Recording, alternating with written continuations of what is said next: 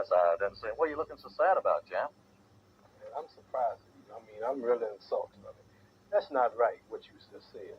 What do you mean, what I just said? I mean, I'm getting a drink of water. I'm late getting home, but you talk. I said something about the greatest heavyweight champ, man. I'm a hometown man, and you talk about Joe Louis, man. Joe Louis wouldn't be nothing for me. Joe, I tell you, Joe, do you think you would have stood a chance with me? Well, Clay, one time during my career, I went on a Formula One tour. I would have been a bum compared to you.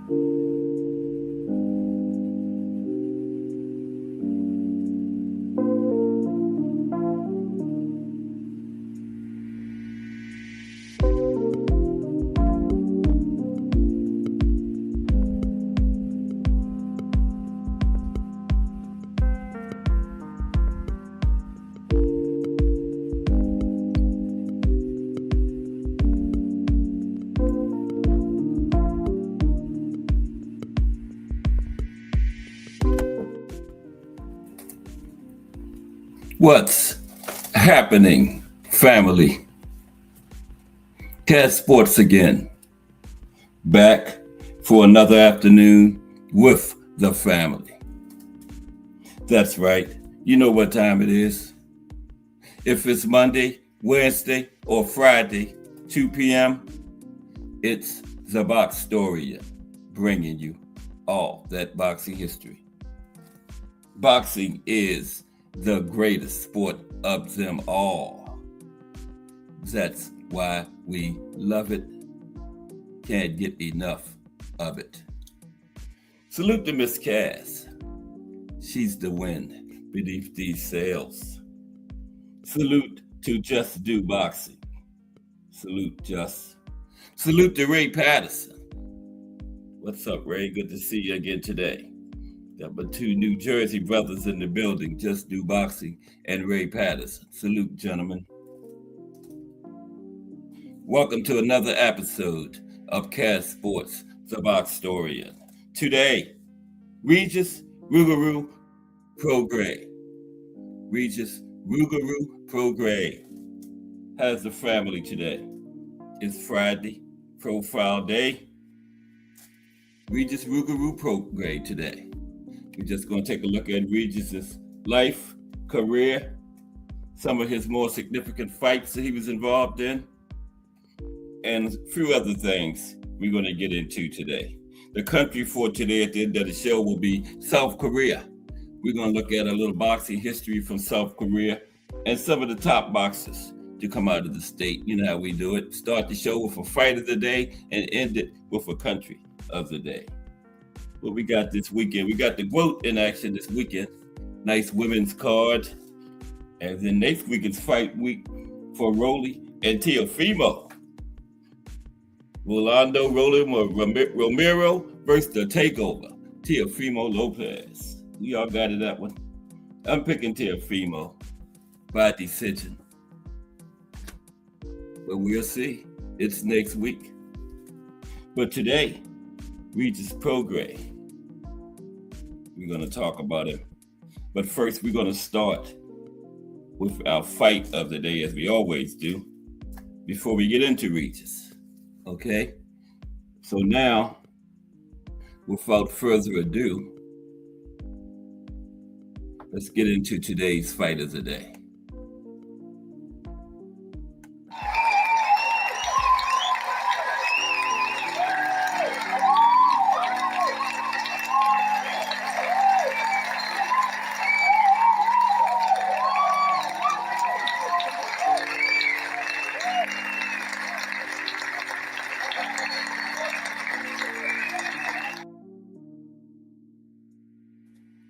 Okay, today's fight of the day is Regis Prograis versus Josh Taylor, October 26, 2019. Losing was not an option. Losing was not an option. Let's talk about it. As the calendar wound down to October 26 in 2019, hardcore fight fans just knew that Prograis versus Taylor would be one of the best fights of the year. And indeed, after a grueling 12th-round finale to the World Boxing Super Series 140-pound tournament, Josh Taylor emerged a deserved majority decision winner over a game Regis Prograis in a tremendous battle that exceeded all reasonable expectations. Tactically absorbing, yet action-packed, the fight lived up to everything boxing fans were hoping for, with both fighters rising to the occasion and pushing each other to the final bell. The build-up to Prograis versus Taylor was marked by rising tension and acrimony between the two champions, which threatened to boil over at the weigh-in when they went face-to-face and exchanged harsh words aplenty. Okay? Exchanged harsh words aplenty at the weigh-in. Fittingly, the fight at the O2 Arena in London proved an intense and violent affair. Both men giving and taking and proving themselves more than worthy of the occasion. Mike Mazik in the building. Salute, Mike. Working our way through the fight of the day. Regis Prograis versus Josh Taylor. And Regis is the subject of the profile today. Starting out with the fight of the day. Let's continue. Salute, Mike Mazik. Now, in the opening round, they sized each other up. Taylor moving more and occasionally stepping in with his jab, while Prograis was countering with wide hooks to the body. When he got in close, Taylor imposed himself and then connected with two lefts over the top and a right hook to the body, a sign of the action to follow. Prograis was moving backwards in the second, but still looking to land his hooks to the body, and also starting to throw his jab more. Taylor's tighter guard was serving him well, and he looked the better man whenever they got close with the tighter work and shorter hooks. Prograis showed good head movement and threw out some more jabs, but it was Taylor who landed the crisper scoring shots. Prograis was slightly busier in a good third round, jabbing well and utilizing superior head movement again. But more and more, Taylor looked like the physically stronger man on the inside, scoring with hooks and uppercuts and landing a solid right hook at the bell.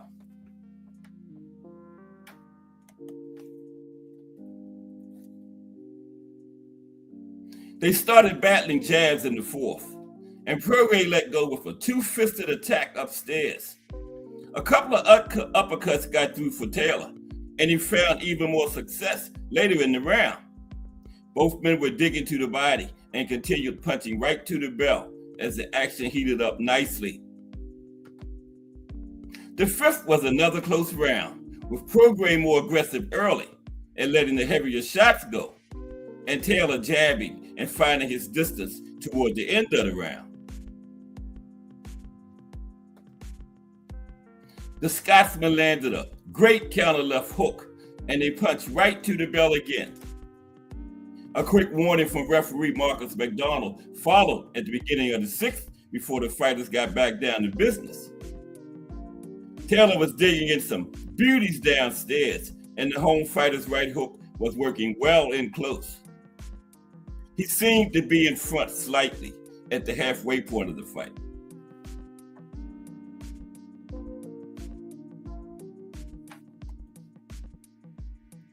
Yeah, Taylor seemed to be edging it out a little at the halfway point. Prograis was trying to get his jab to work, but Taylor was just the more accurate fighter, physically imposing himself and putting Prograis on the back foot more and more. In round 8, for the first time, Prograis started to show signs of fatigue, but a bump was developing over Taylor's right eye as well. Prograis was throwing harder shots from the outside and landed flush with a big left as Taylor was coming in, Regis' best shot of the fight so far. Finding a bit of rhythm in the knife and getting comfortable on the back foot, Prograis was allowing Taylor to lead and looking to catch him with counters. As they exchanged hooks in close, Taylor got the upper hand again, landing the more effective blows and letting go with some eye-catching hooks and uppercuts. As he sat down in the corner, though, the Scotsman's right eye was closing rapidly as the Prograis jab had obviously done some major damage.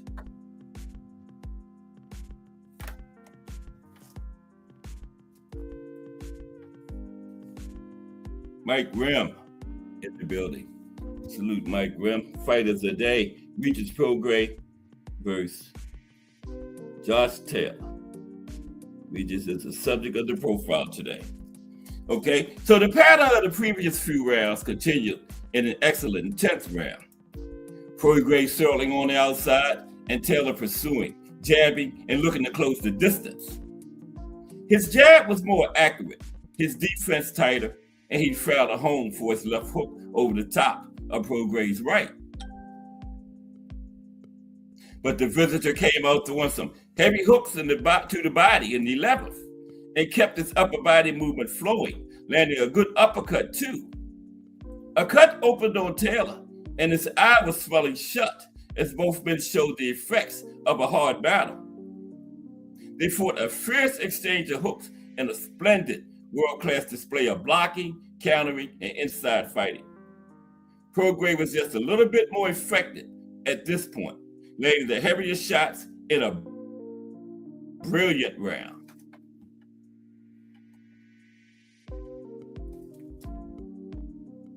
They went right back into the phone booth and continued the close quarters action at the start of the 12th and final round. Prograis connected with some strong lefts, and Taylor seemed buzzed for a moment, but came firing right back yet again with his own hooks. Both men left it all in the ring, going down right up to the final bell.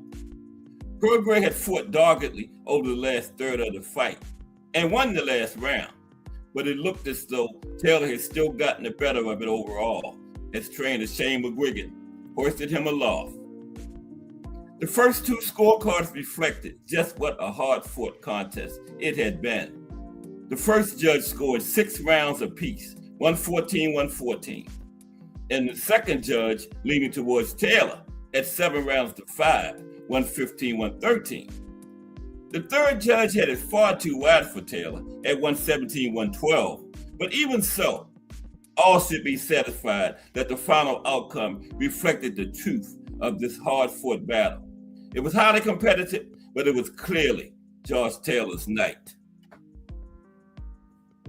Hard-fought battle. The World Boxing Super Series had promised much, and despite a few bumps behind the scenes, The fights in the ring had absolutely delivered, but Prograis versus Taylor might well have been the best of them all. The two-game warriors offered their respect after the winner was crowned, and the proud victor stood with his newly acquired belts to go along with the Muhammad Ali trophy. At just 16-0, Taylor had established himself as the premier 140-pounder in the world and one of Scotland's finest fighters. Ramirez, let's do it, called out Taylor to the only other man who held world titles in the division at that time, Jose Ramirez. So soon after the conclusion of such a brilliant fight, boxing fans were perhaps in danger of being a little bit too greedy by expecting Taylor versus Ramirez to be booked right away. But at super lightweight, no other fight made sense at the time. Having had all four belts unified by Terence Crawford at the same weight just 2 years earlier, it would have been amazing if Taylor were to repeat the feat. But based on his performance that night, you'd have to make him a clear favorite. And Taylor did go on to get all the belts at 140 after beating Ramirez later. Graciously, Prograis agreed the better man on the night had won, saying he felt like the fight was pretty even until the last few rounds. But then I caught up. I started timing him. I started moving my head, but he won. I give no excuses, said the former champ. Hopefully, we come back and do a part 2 and make $20 million. Here's the winner, Josh Taylor.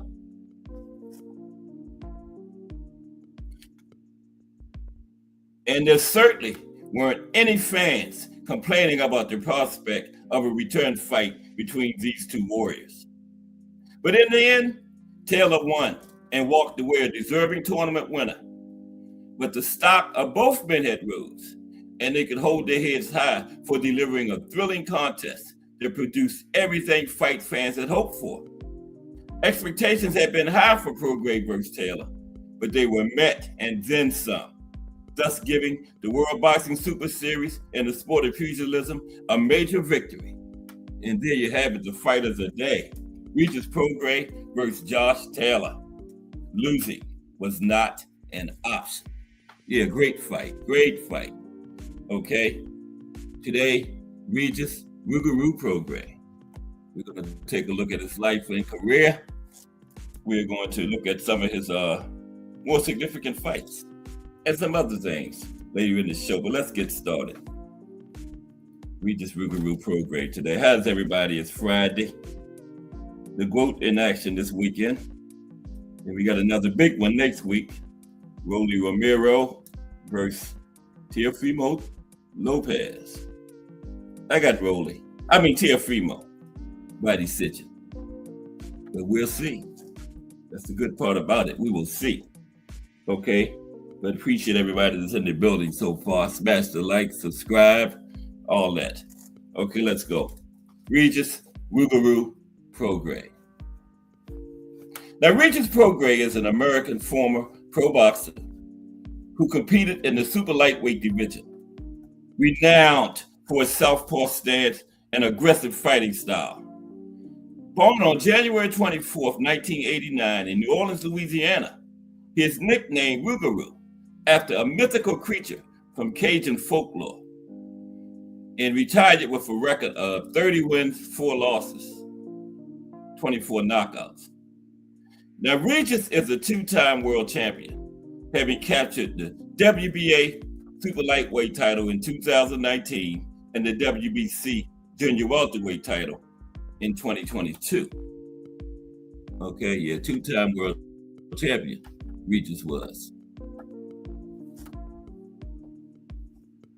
Regis's early life was marked by significant challenges, growing up in the Prograis neighborhood of New Orleans and amid economic hardships.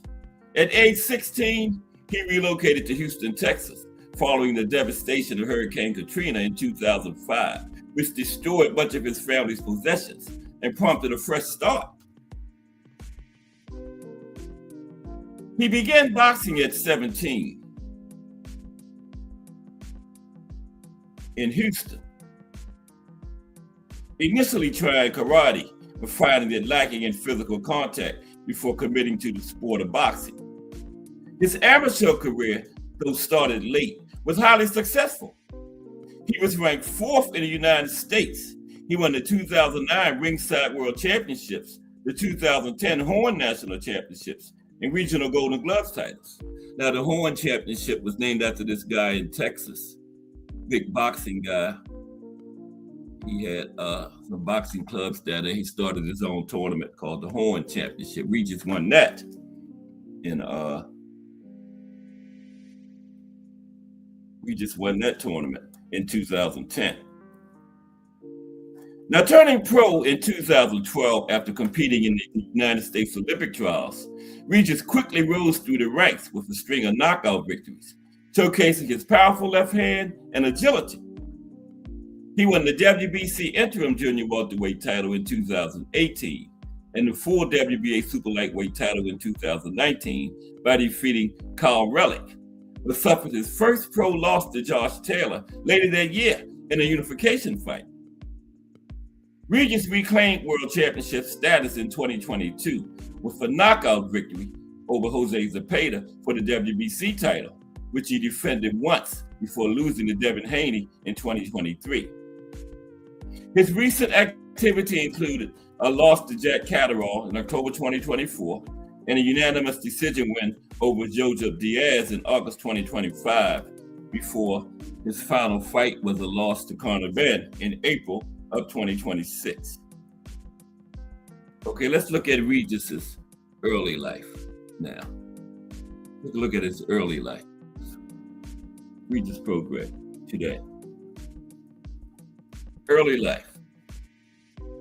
Now, Regis was born on January 24th, 1989 in New Orleans, Louisiana, where he was raised in the New Orleans East neighborhood by his parents, Vidal Prograis and Shalita Martinez, along with his younger sister, India.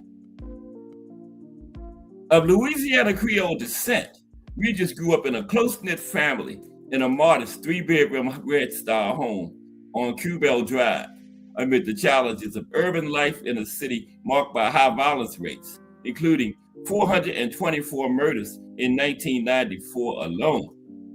His father, who worked in information technology, instilled discipline and emphasized self-defense, guiding young Regis from karate to other activities, while his mother provided stability through jobs in insurance, the cruise line industry, and airlines. The family faced further upheaval when his parents divorced in 2004.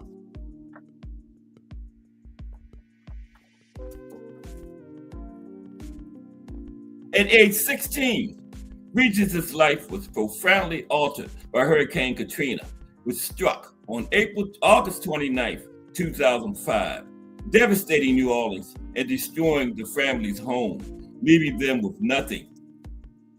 The family initially evacuated to Houston, Texas, then briefly to Mississippi to stay with relatives before settling permanently in Houston, where Regis has resided since.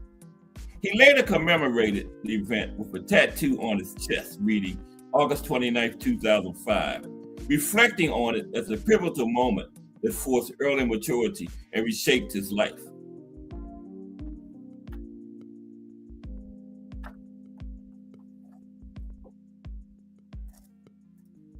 During his high school years, Regis attended McDonald Senior High School in New Orleans before transferring to Sir T. Reed Senior High School after being asked to leave the former.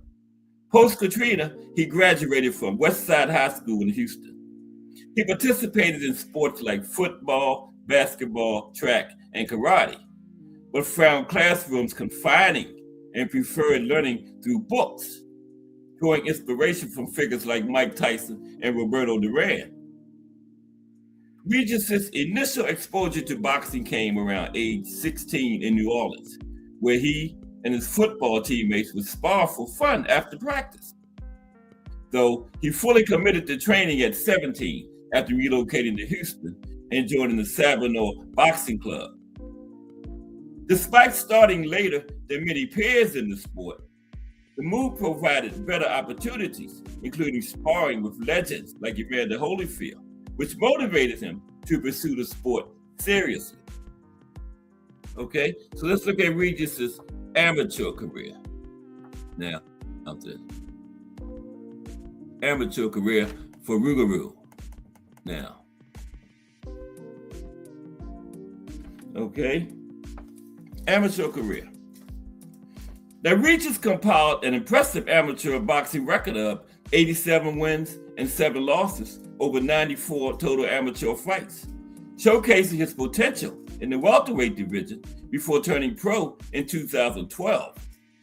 His competitive journey gained momentum after relocating from New Orleans to Houston following Hurricane Katrina, where access to superior training facilities accelerated his development.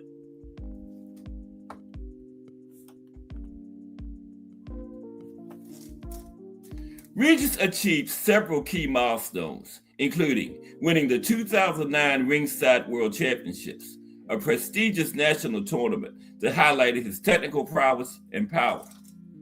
In 2010, he claimed the Horn National Championship, further solidified his reputation among top U.S. amateurs. He also secured multiple regional Golden Gloves titles, such as the Texas State Golden Gloves and the Southeast Texas Golden Gloves, demonstrating consistent dominance in regional competitions. Yeah, so very, very successful amateur career for Rougarou.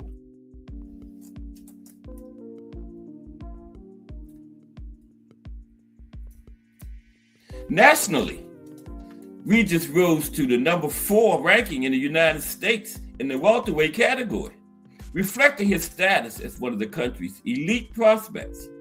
He competed in major tournaments like the USA Boxing National Championships, reaching the semifinals in 2011 at 69 kilograms, after defeating opponents such as Bryant Perella. Regis qualified for international considerations by participating in the 2012 U.S. Olympic trials, but then did not advance to represent the United States at the Olympics. He competed in the trials, but did not make it out. Okay. During his amateur years in Houston, Regis trained at the Savannah Boxing Club, where he honed his southpaw stance and developed a fighting style emphasizing powerful punches under the guidance of local coaches. This foundation in power-oriented techniques, combined with rigorous sparring sessions, prepared him for the transition to professional boxing. Okay, let's look at some of his accomplishments at the pro level then. We're not going to go through his entire career, just some of his accomplishments. And then we're going to look at some fights. Some of his fights at the pro level, about 10 of them, of the more significant ones, like Devin, Josh Taylor, Catterall, his first debut fight, some of those fights. But now let's look at some of his accomplishments. Okay, first, major world titles for Regis. Major world titles. Now, Regis first captured a major world title in the super lightweight division by defeating Kyle Relic by 6-round technical knockout on April 27, 2019 at the Cajun Dome in Lafayette, Louisiana, to claim the vacant WBA super lightweight championship as part of the World Boxing Super Series semifinals. Okay? He held the title for approximately 6 months without a successful defense before losing it by unanimous decision to Josh Taylor in the WBSS final on October 26, 2019 at the O2 Arena in London in a unification fight against Taylor's IBF title. Okay, that was the fight of the day right there when he lost his belt to Josh. But what a fight that was. What a fight. Regis secured his second major world title by knocking out Jose Zepeda in the 11th round on November 26, 2022 at Dignity Health Sports Park in Carson, California to win the vacant WBC Super Lightweight Championship. He made one successful defense, edging out Danielito Zarilla by split decision on June 17, 2023 at the Smoothie King Center in New Orleans, Louisiana. Regis' reign ended in his next outing when it was defeated by unanimous decision by Devin Haney on December 9th, 2023 at Chase Center in San Francisco, California. Across his two major title reigns, Regis recorded one successful defense in total, with unification opportunities unrealized during either stint. Now, some regional and interim titles for Regis then. Regional and interim titles. Okay? We're going to get some link. We always get some link time on Fridays, too. Bruce Gass, Boxing, Jazz, and more in the building. Salute, Bruce Gass. Good to see you today, bro. Regis, Rougarou, Prograis today. Salute, Bruce Gass. Okay, let's continue. We're looking at some of Regis's regional and interim titles now. Now, Regis began accumulating regional titles early in his pro career to build his standing in the super lightweight division. On December 11th, 2015, he captured the vacant North American Boxing Federation super lightweight title by defeating Abel Ramos by 8th round TKO after dominating the fight with relentless pressure and body shots. Less than a year later, on June 25th, 2016, Regis again won the vacant North American Boxing Federation super lightweight title against Luis Eduardo Flores, dropping Flores in the 4th round with a barrage of punches that forced the referee to stop the fight. Okay? So, he defended his North American Boxing Federation super lightweight title on June 9th, 2017, stopping Joel Diaz Jr. by TKO in the 2nd round.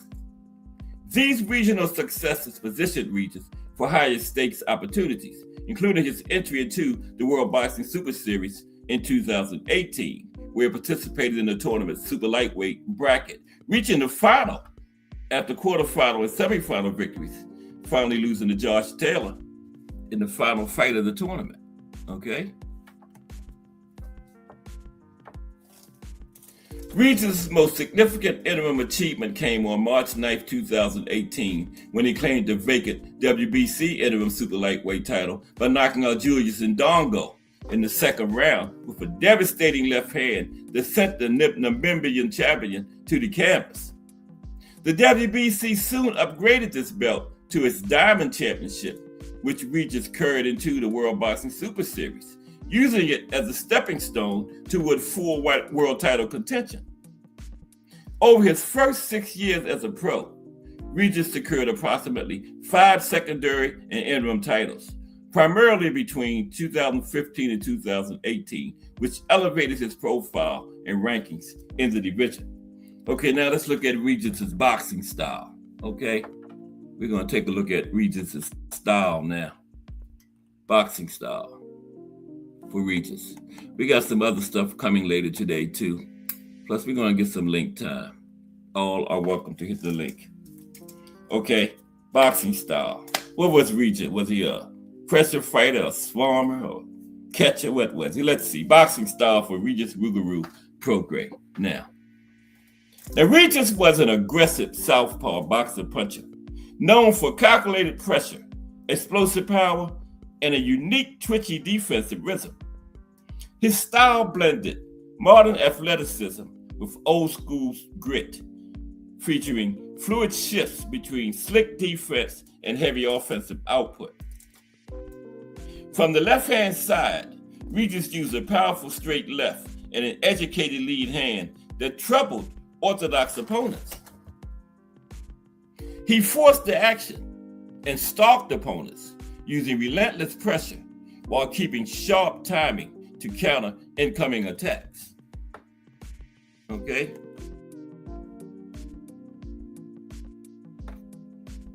Regis also utilized upper body feints, subtle shifts, and a forward-leaning posture to bait opponents into punching, then slipped and punished them with heavy counters. He excelled at close to mid-range distance, where he could leverage his hooks, uppercut, and body punching. Regis transitioned smoothly between defensive shell and aggressive combination punching, aiming to break down and finish opponents. Okay, let's go to his personal life for Rougarou. Personal life. Thomas Hill in the building. What's up, T. Hill? We're going to get some link time, a lot of link time today, T. Hill. This Friday's primary link day over here, so hope you stick around for that.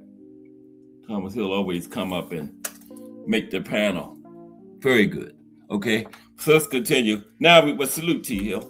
We're looking at Regis's personal life now. There's him and his wife, a couple of children. He got 3 altogether.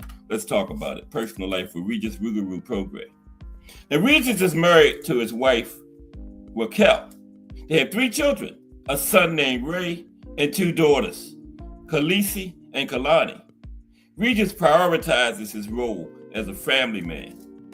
Now, when he stepped away from boxing earlier this year, Regis cited a desire to be more present for his family, noting he was tired of missing milestones and his kids' activities due to grueling training camps.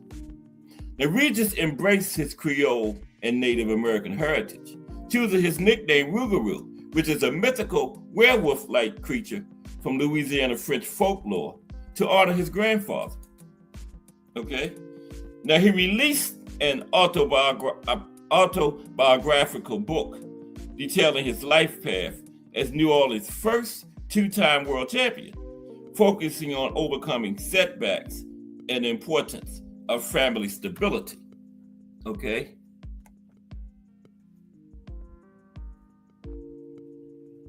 So Regis purchased a brand new home for his mother, Shalita, and surprised her with it on Christmas Day in 2019.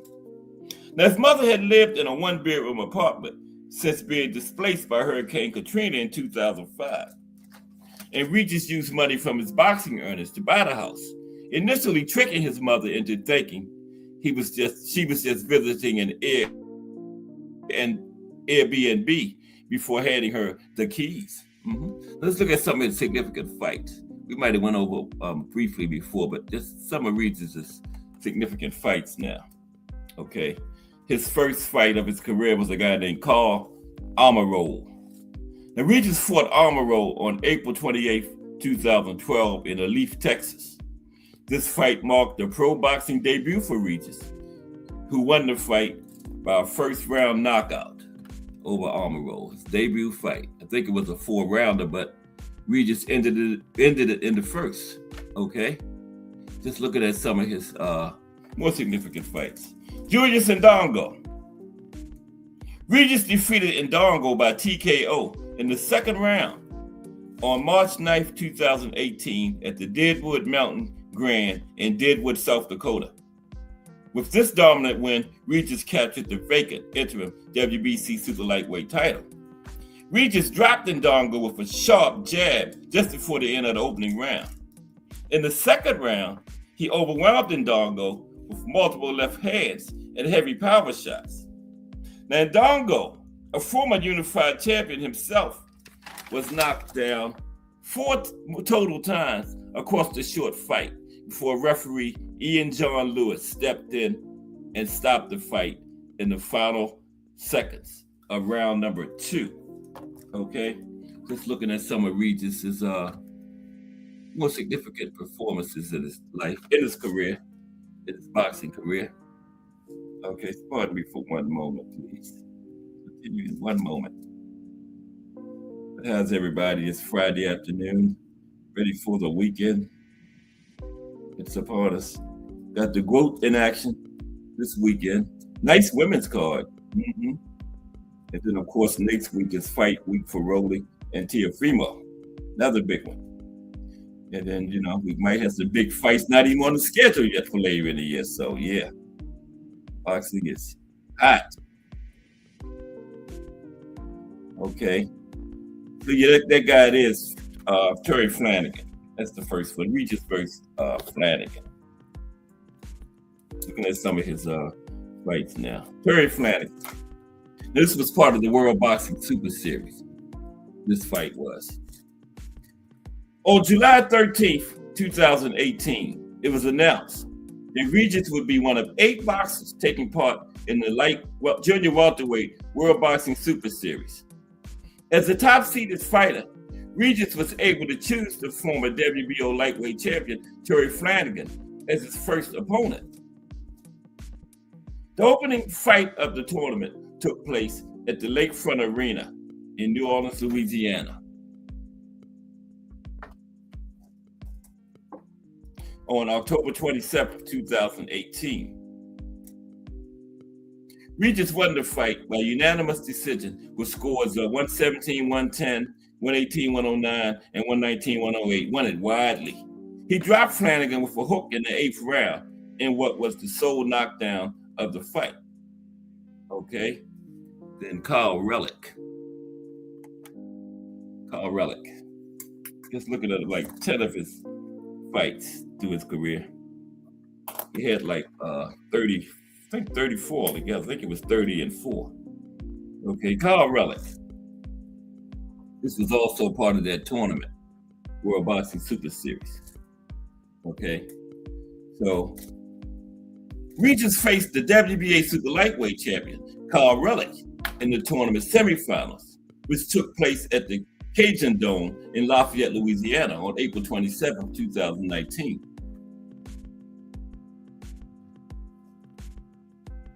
Relic had earned his place. Give me for 1 minute.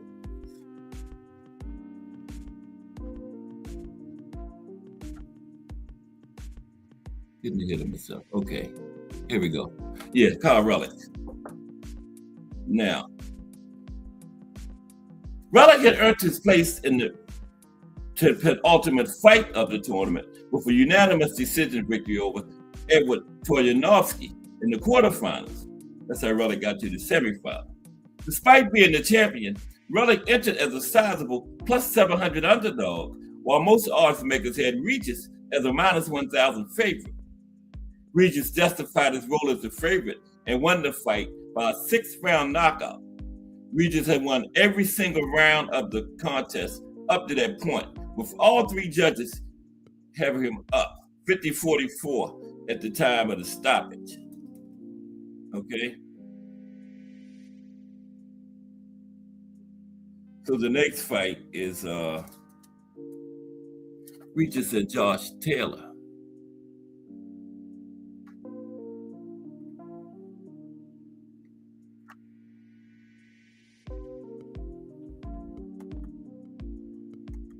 Okay. Here's Regis and Josh Taylor. It was called Relic. Regis and Josh Taylor was the final. That was the fight of the day, but we can go over it briefly. Everybody wasn't here for the fight of the day. Now the final, which took place on October 26, 2019 at the O2 Arena in London, England, Regis faced the IBF, and the Ring Magazine Super Lightweight champion, Josh Taylor. Now, predictions before the fight were split, since both fighters had an undefeated pro record and were both world champions in their primes. Regis entered the fight as a slight favorite, with most betting lines having him between a minus 152 and minus 189, while Taylor was listed as a between plus 130 to a plus 140 underdog. Okay. So Taylor won the fight by majority decision. 2 judges ultimately scored at 117-112 and 115-113 in favor of Taylor, while the sole remaining judge had it scored at the 114-114 draw. Okay. So then we go to Jose Zepeda. Regis versus Jose Zepeda. It's the next contest we're going to talk about. It's Regis and Jose. Regis versus Zepeda. On July 22nd, 2022, the WBC Junior Welterweight Mandatory Title Challenger, Jose Ramirez, was ordered to face the sanctioning body's second-ranked contender, Jose Zepeda, for the vacant championship. Now, Ramirez withdrew from the negotiations on August 1st because of a conflict with his wedding in October and was replaced by Regis. As they failed to reach an agreement within the 30-day negotiation period, a purse bid was called.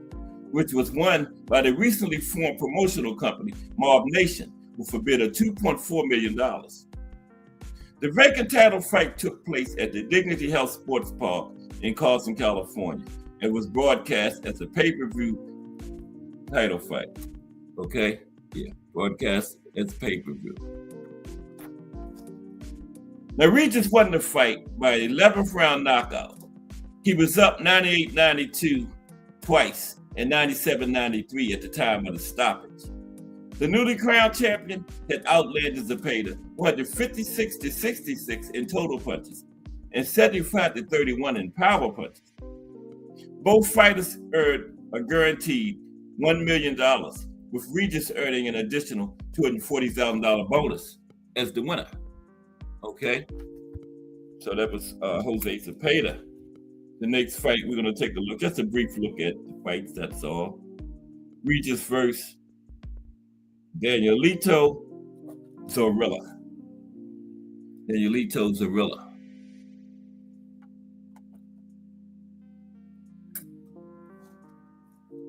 Regis was expected to make his first WBC junior welterweight title defense against Liam Perro in the main event of a DAZN broadcast card, which would take place on June 17th, 2023 at the Smoothie King Center in New Orleans, Louisiana.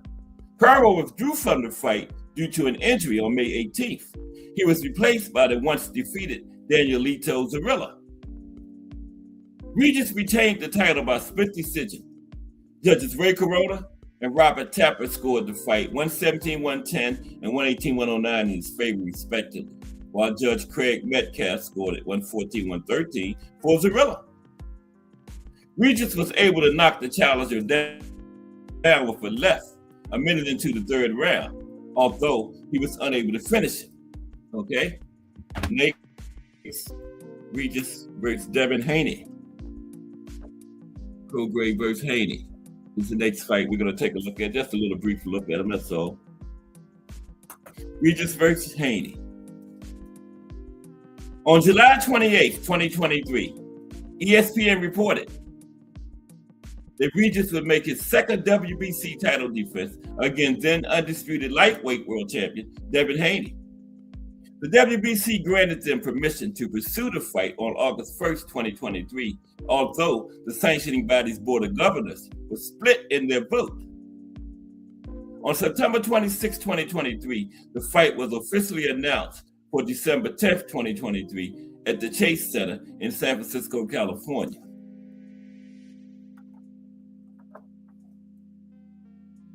Regis lost to Haney by unanimous decision after being knocked down in the third round. Yep, y'all remember that one. Okay, Regis versus Jack Catterall. Let's take a brief look at some of his fight in his career. Regis Rougarou Prograis today. Now versus Jack Catterall.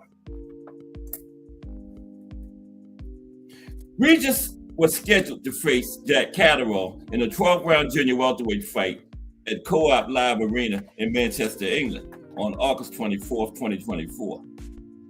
The fight was postponed after Catterall suffered an injury and instead took place on October 26, 2024 at the same venue. Regis lost the fight by unanimous decision. Okay, Regis versus Duarte. Regis was scheduled to face Oscar Duarte at Honda Center in Anaheim, California on February 15, 2025, but that fight didn't take place. So he fought Jojo Diaz. Okay, Regis versus Joseph Diaz. On August 2nd, 2025 in Chicago, Regis bagged his first win since 2023 against former world champion Joseph Diaz by unanimous decision, with the judges scoring it 98-92 and 96-94 twice. And the final one we're going to take a look at was his last fight. He had one more fight, right? Conor Ben. Conor has been. Oh, wait a minute. That's the Hawk. Here's Conor Ben and Regis. Conor Ben. Now, Regis was defeated by Conor Benn at the Tottenham Hotspur Stadium in London on April 11th, 2026. That's a few months ago. It's a co-main event of Tyson Fury versus Arlenbeck Markbadog, broadcast on Netflix. The fight was contested at a 150-pound catchweight limit, with Ben coming in at 149.5 pounds and Regis coming in lighter at 148.1 pounds. Now, Ben won by unanimous decision, as in retirement. After the loss to Ben, Regis announced his retirement from boxing. Less than a week later, Regis made a U-turn and said he may return to boxing in a couple of years when he turned 40, but would not be competing at super lightweight. Okay, yeah, that's what we had for Regis. Now, Regis competed at 140, right? So, who are the best 140 pounders of all time? Okay, let's take a look at that. Some of the best 140 pounders of all time now. Okay, since we were talking about, I think Regis competed at 140 his entire career, didn't he? I don't ever remember him fighting at any other weight but 140. Correct me if I'm wrong, but I think so. Regis spent his entire career at 140. Let's talk about 10 of the top super lightweights or junior welterweights of all time now.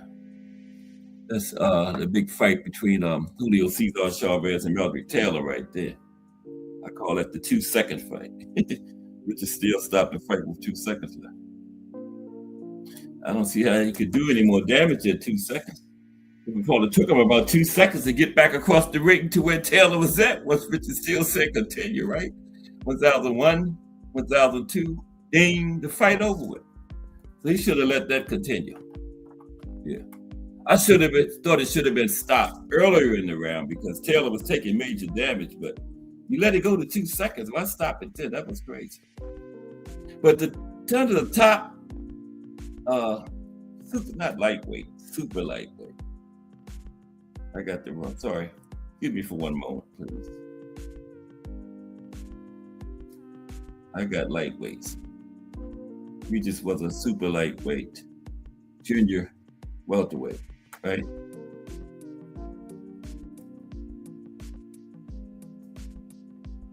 It depends on the sanctioning body as to whether they call super lightweight, super or junior. Each sanction, like the WBC, I think is junior welterweight or junior. WBA is like super. It depends on the sanctioning body.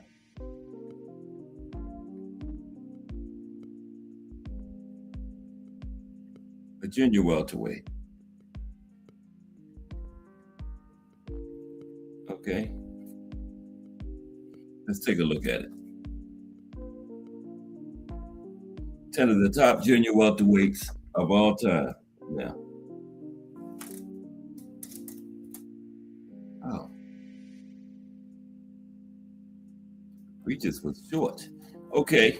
Now, while a tweener division, 140-pound class is one of the older junior classes and one that has perhaps enjoyed more great fighters and fights than any other of the divisions not in the original 8.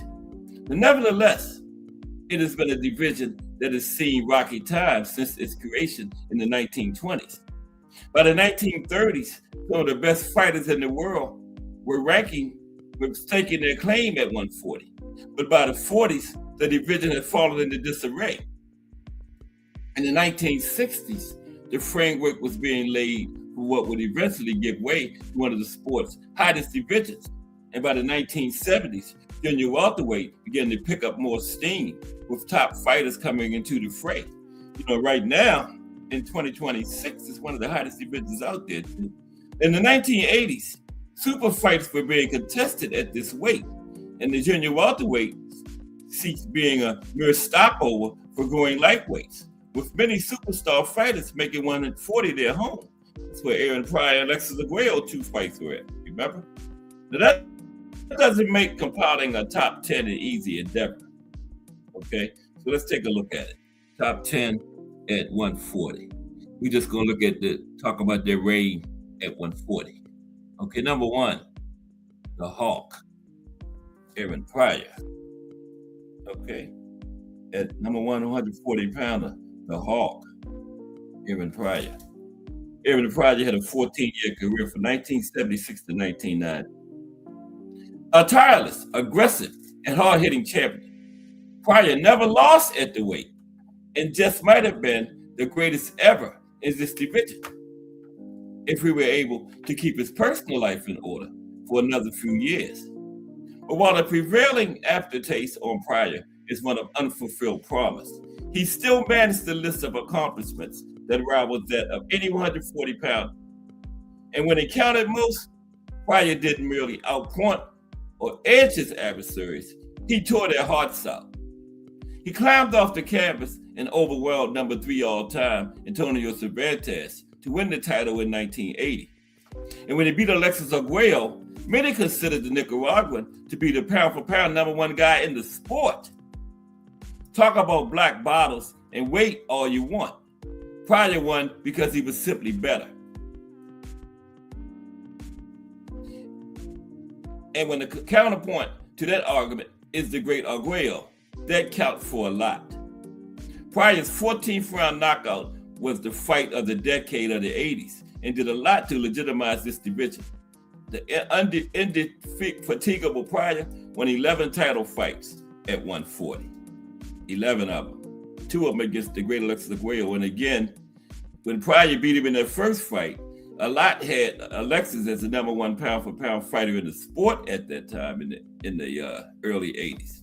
But number 2 is Chava, Julio Cesar Chavez, the number 2 140 pounder of all time. We're looking at the top 10 140 pounders of all time. Number 2, Julio Cesar Chavez. 25-year career from 1980 to 2005. Didn't lose for the first 14 years of his career.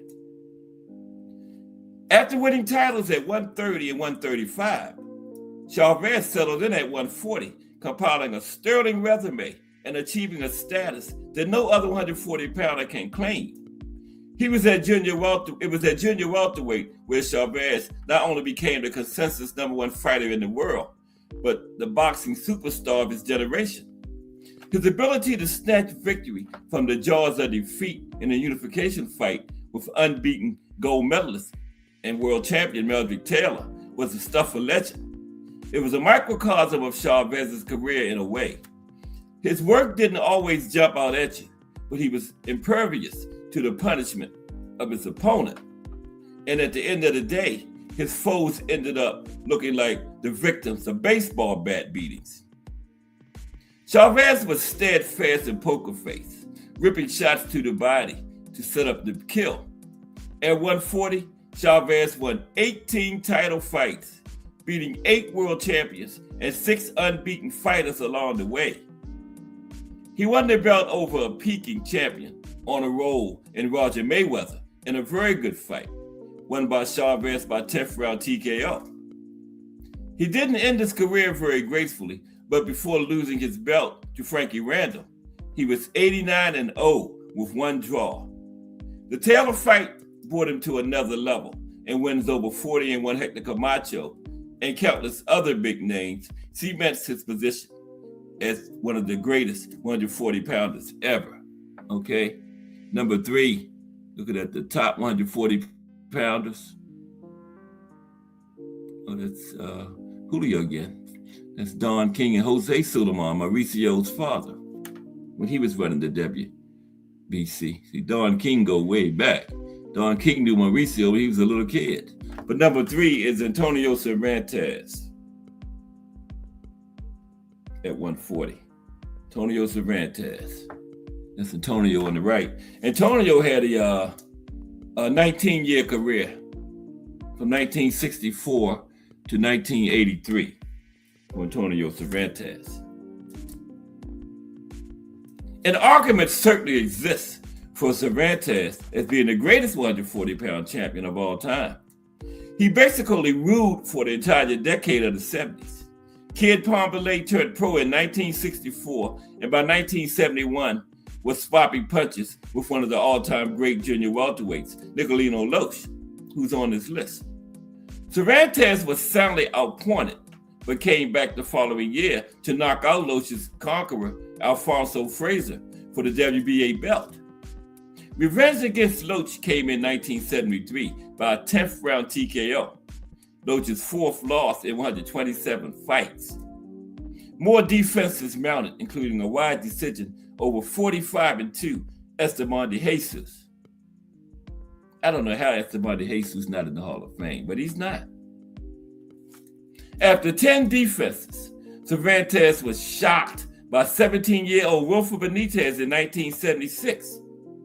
He reclaimed the vacant belt the following year and got back to the business of defending his belt.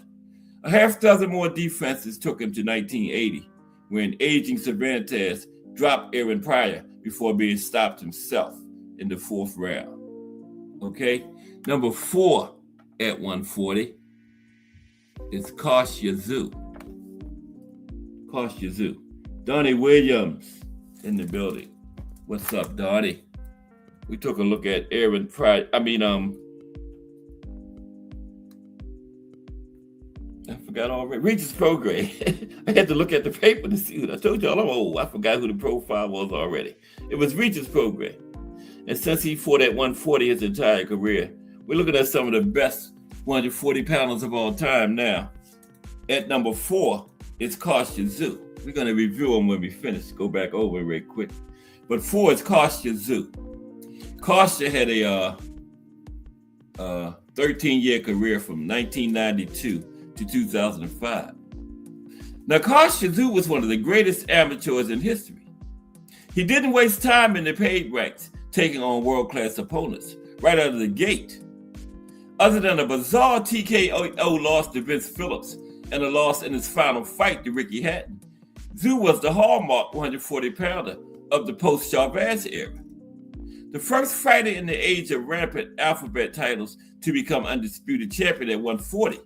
Tszyu beat Juan Laporte, Samuel Fuentes, Livingstone Bramble, and Hector Lopez before winning the title.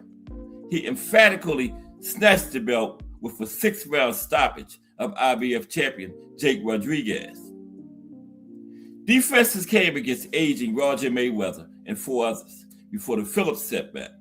It's unfortunate that Tszyu never had a chance to avenge that defeat, but he came back stronger, adding some smoothness and refinement to his aggressive and hard-punching style. Stoppage wins over 52-3 Rafael Ruelas, 28-1 Das Bellis Hurtado, and 43-1 Miguel Angel Gonzalez restored some of his luster before Tszyu really kicked it into gear. A 6-round TKO of aging Julio Cesar Chavez led to a big title unification win over Shampa Mitchell and a whitewash of tough Octay Urquay. In a fight that consolidated all the belts, Tszyu faced Zab Judah. Many fancied the unbeaten Judah's prospects, but Tszyu exited the ring as undisputed champion after a smashing second-round TKO.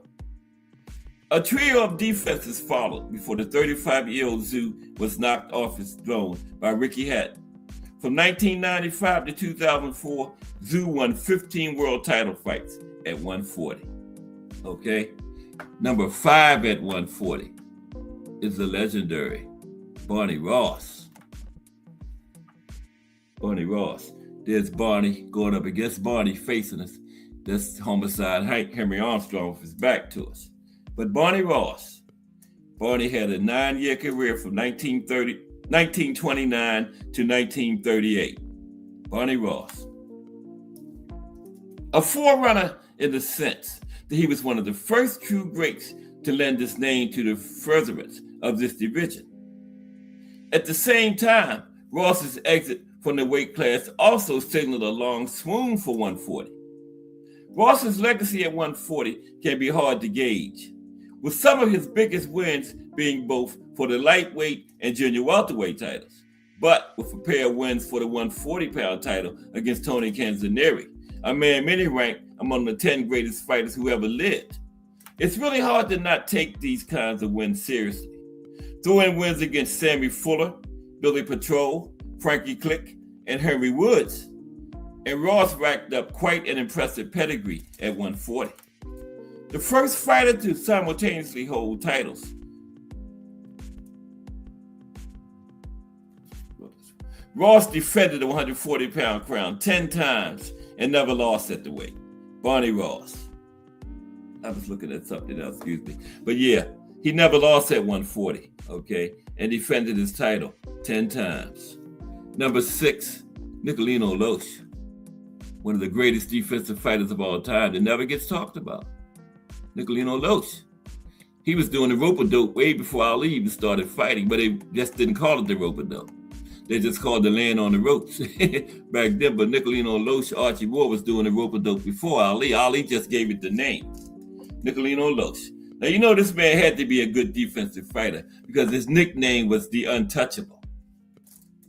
Now, he fought from 18 years, 1958 to 1976. The Intockable, meaning untouchable in English, was a hyperbolic nickname, but not by much. Watching a prime Loche effortlessly avoid punches was a sight to behold. And he didn't do it against nobodies. A draw against all-time great Carlos Ortiz in 1966 showed he meant business. Against number 3 all-time 140-pounder Antonio Cervantes in 1971, Loche won all 15 rounds, making Cervantes look foolish as he laid in the pocket, effortlessly avoiding nearly all of Kid Pompelay's blows. Before losing his belt to Alfonso Frazier, he had only a pair of losses over a 122-fight career. He first won the title over Takeshi Paul Fuji, a man who just missed making this list. A trio of easy wins over tough fighters followed, with Loche having his way against Carlos Hernandez, Joao Henrique, and Adolf Pruitt, before the hallmark win over Cervantes. Loche is one of boxing's history's most unique fighters. Nicolino Loche, one of the top 5 defensive fighters of all time. Number 7 at 140, the Hitman. I know Thomas Hearns never fought at 140. I'm talking about the Hitman Hatton. Yes, the Hitman fighting Carl Shizou, right? Hitman on the left. Okay, number 7 at 140, Ricky the Hitman Hatton. And the recent memories of Hatton coming up short in graphic defeats to Floyd Mayweather Jr. and Manny Pacquiao had blinded some from all his accomplishments at 140. He defeated the man to become the man and lost at 140 only in his career swan song. Beating Carl Shizou as an underdog was one of the best wins ever at 140. And Hatton didn't merely beat a champion, but stopped the man who had a stranglehold on the division. Another big win came in a body shot knockout of Jose Luis Castillo. In both the Castillo and Tszyu fights, Hatton unfairly was docked points because of those fighters' lack of subsequent success, even though both men, particularly Tszyu, were still presumably in their primes. Hatton treaded water endlessly before making his bones, making countless defenses of his WBU title, usually against European no-hopers or heavily depreciated big-name Americans. During that time, some of his better wins came against Vince Phillips, Ben Tacky, and Ray Oliveira. His 2005 TKO win over Carl Shizou established Hatton as king at 140. He defended against Carlos Marza, snagged the belt at 147, and then scored a pair of nice 140-pound wins, widely outscoring Juan Urango and flattening Castillo before running into Mayweather. But before losing to Pacquiao, Hatton still snuck in a win over Juan Lascano, and in his final shining moment in the ring, stopped Paulie Malignaggi in 11 rounds. Okay, number 8, doing the top 10 at 140.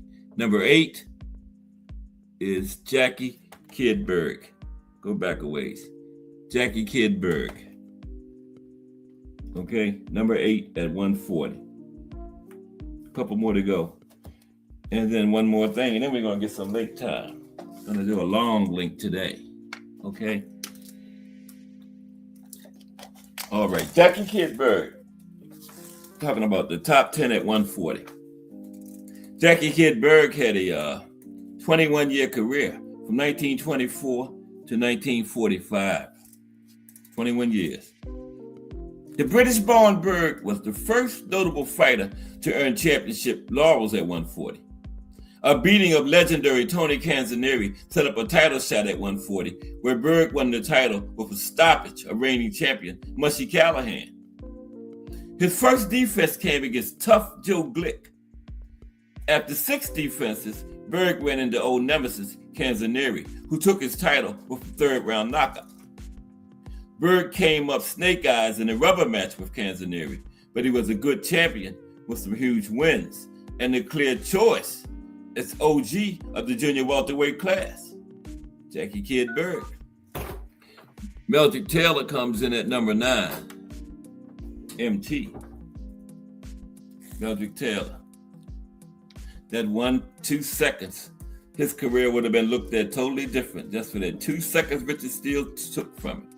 But Meldrick fought for 18 years from 1984 to 2002.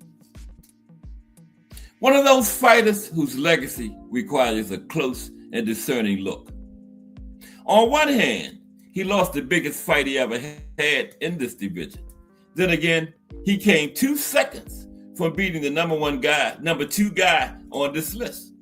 With a different referee, he probably beats a dead prime Chavez. And that's not to imply that Richard Steele messed up, okay? Now, personally, there probably wasn't a fighter with faster hands than Taylor. And while he shouldn't be rewarded for losing the Chavez fight, he still produced an underappreciated body of work in the division, okay? His title-winning effort is highly underrated as he stopped 38-1 Buddy McGirt, the only time anyone knocked out McGirt until it was well past his prime. And prior to winning the belt, Taylor beat Robin Blake, Harold Brazier, Primo Ramos, and Cubanito Perez. After beating McGirt, he was dominant in pair defense and caught the hoop for painfully short against Chavez. Yeah, his career would be looked at so different just for that 2 seconds. And finally, number 10 it's a tie at number 10. Wilfred Benitez, Elio Loy. Okay, let's look at Benitez first. Wilfred Benitez. Benitez fought from 17 years, 1973 to 1990. And Loy fought for 1948 to 1962. Benitez accomplished the most improbable feat on this list, beating Antonio Cervantes for the WBA title at a mere 17 years old, still in high school, okay? And this was not a shot Cervantes as he would go on. This was not a shot Cervantes, as Cervantes would go on to register another 6 world title wins after Benitez beat him, okay? Now, Benitez was beyond his years. Most super young fighters are known for their energy, power, speed, etc. While Benitez had those traits, what allowed him to get to the top was a radar-like defense. The young Puerto Rican champion had ring wisdom beyond his years. That was his nickname, Radar. Benitez defended his belt against 25-2 Emiliano Villa and 35-1 Tony Petronelli by 3rd-round knockouts. After a 15th round stoppage of Ray Guerrero, Benitez outgrew the division. And then Delio Loy was a tie for 10. Delio Loy. Now, how did you deny a fighter who lost only once, one of his first 110 fights, and who beat the great Carlos Ortiz in 2 out of 3 fights? You can't. Loy didn't pack much power and wasn't terribly fast, but he was smart, crafty, and worked hard. His first title shot was a split decision loss to Ortiz. But less than 3 months later, Loy got revenge, outscoring Ortiz narrowly. A unanimous decision in the rubber match gave Loy the edge over his Hall of Fame rival. A draw with Hall of Famer Eddie Perkins set up a rematch, won by Perkins in 1962. Perkins won the decision despite being put down twice. But Loy closed well, beating Perkins in the rubber match and retiring as champion. Delio Loy. Bodywork Boxing in the building. What's up, Bodywork? How are you? Everything all right? Haven't seen you in a while. Haven't seen you on the air in a while, Bodywork. Miss you coming on over there. But salute Bodywork Boxing. We're going to get some link time in one moment. We're going to look at one more thing. Well, let me put the link in now, and then I'll be looking at that. Well, because we're going to get this Friday. Friday is our link day. So let me put the bad boy in. Okay, but how's everybody? Oh, wait a minute. South Korea is the country for today. Let's get that in real quick before the link. South Korea. Let's get the country for today in. Okay, yeah, I almost forgot. The country for today is South Korea. A little short, quick history, and then we're going to look at 10 of the top fighters to come out of South Korea. And then we're going to get some link time, okay? Got to do the country for today, Cass. All right. I know when it comes to them names, be ready for some butchering. I'm warning y'all. Okay, South Korea is the country for today. Okay? Yeah, we get the link like 3:30. That's the normal time. Okay, we're going to take a look at South Korea, the country for today. Little short history first, and then we're going to look at some of the top 10 of the top boxers to come out of the country. There's the flag right there. Okay.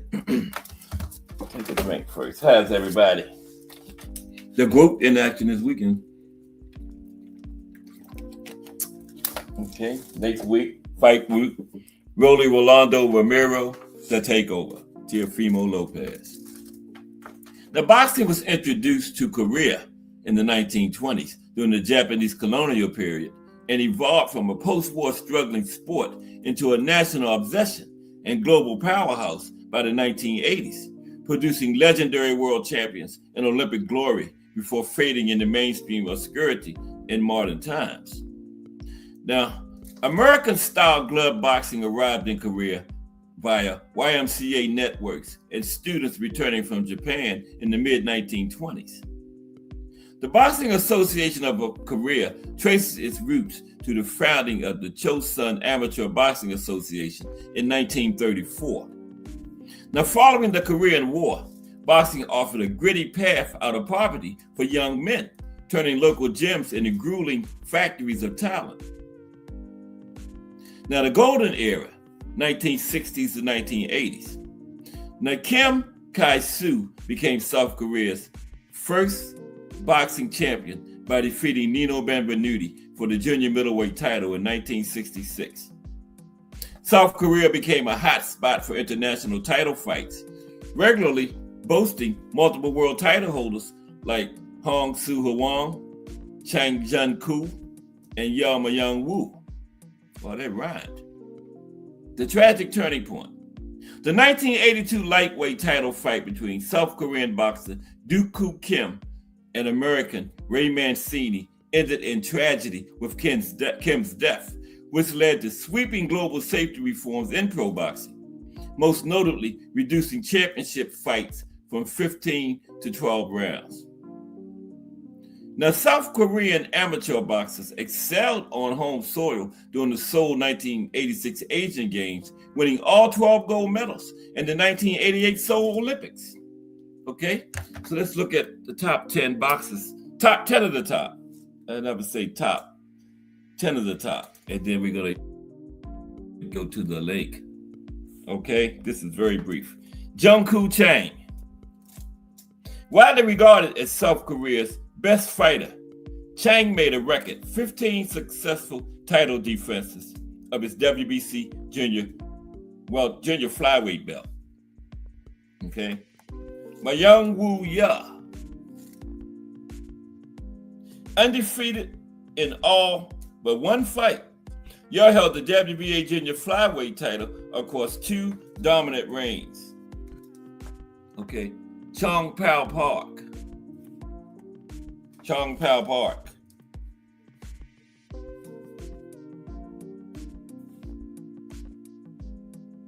Okay. A two-division world class standout. Park captured both the IBF and WBA super middleweight world titles. Wow, you don't see too many South Koreans get up that far. Super middleweight. Woo. Two-time champion.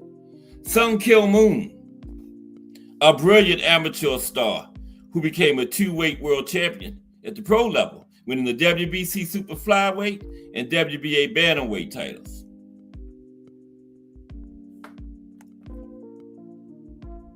Su Hwan Hong, ain't doing too bad.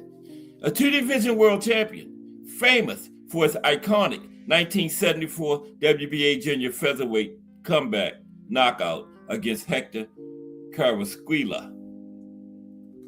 Kai-Soo Kim. Kai-Soo Kim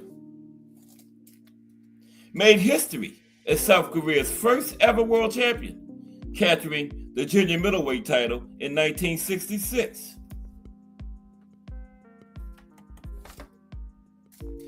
In Cho Bayek, a fearsome puncher who held the WBA super middleweight championship with an overwhelming knockout to win ratio of 91.4%. Wow, 91.4% knockout ratio. Kong Kang Kim captured the WBC and lineal flyweight world titles during an elite run at the top of the division. Okay. Young Kyun Park, a skilled featherweight who held the WBA title from 1991 to 1993, securing multiple successful defenses. And finally, the top boxers from South Korea, Duke Koo Kim. That's him and Boom Boom right there. Duke Koo, yeah, that's Duke Koo Kim and Boom Boom right there.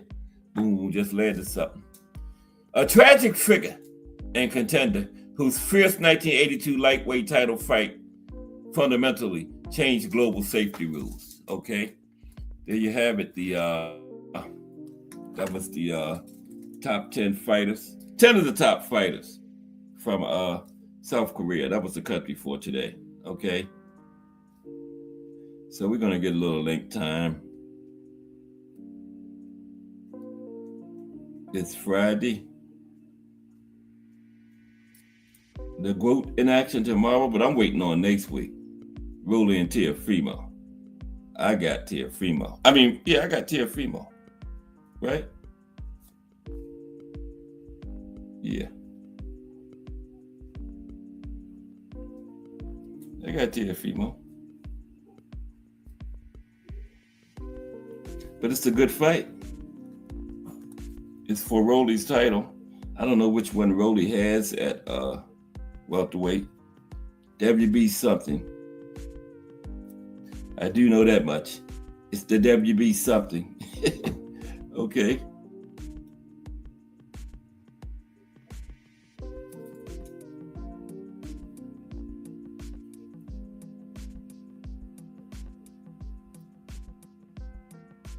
Okay. All are welcome to hit on the link button. Okay. I had something about Tyson Fury and Anthony Joshua too. Meantime, I can be taking a look at that. About the fight they got coming up in the fall. I think they're still talking about it being in New York or something. If I can find it. Regis boxing style. We did that. Where is it? I know I had it in here. Tyson Fury, Anthony Joshua. Right. Here it is. Okay, let's talk about that. While I'm waiting for somebody, if and when somebody hits the link.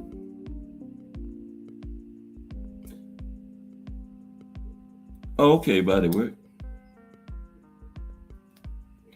Okay, let's see. Yeah, we're gonna look at a little something about Fury and Joshua. Nobody want to see no Fury and Wilder no more. I know I don't. I don't even want to see Usyk and Wilder. I think Usyk could probably box circles around Wilder right now. Wilder act like he don't want to hurt nobody no more. So, nah. But who y'all got? Rolly and Teofimo. I got Teofimo decision. But Thomas Hill had me thinking the other day. What if Rolly don't bite and don't go charging into Teofimo, and Teofimo had to come forward and battle and get caught by something from Rolly? Rolly can get you out of there now. We all know that. Let's talk about this. State of the heavyweights. 3 cities are fighting over the Joshua Fury fight. This is like a week or two old, but let's talk about it. Okay?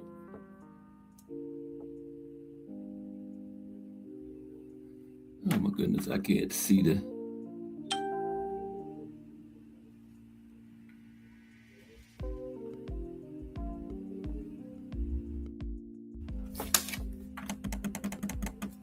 Oh, there it is. Right there. Okay. Now, the 2 tune-ups are done. Done and over. Okay?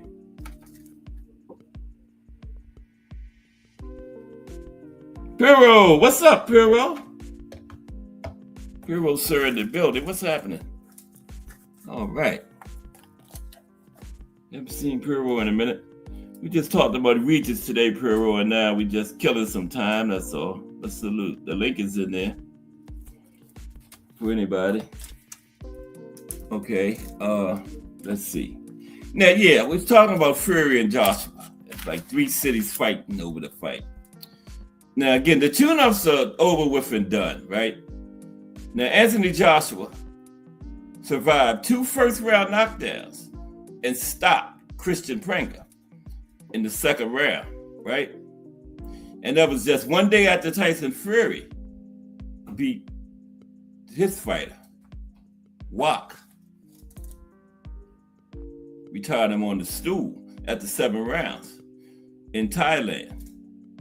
Now, the fight both men signed for, scheduled for the 4th quarter of 2026 with Netflix expected to broadcast, now has no obstacle left inside the ring, right?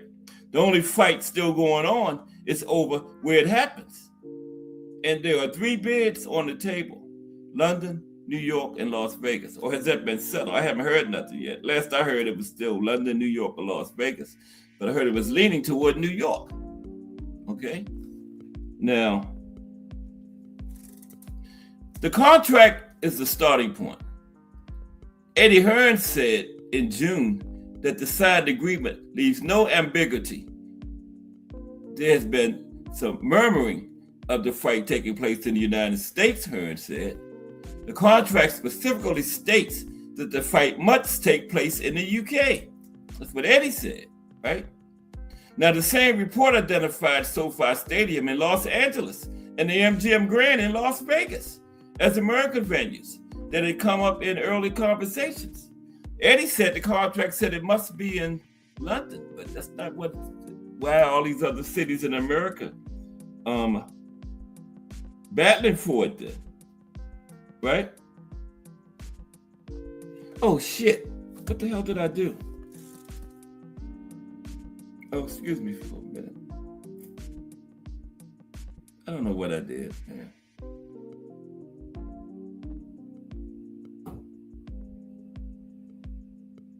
What's wrong?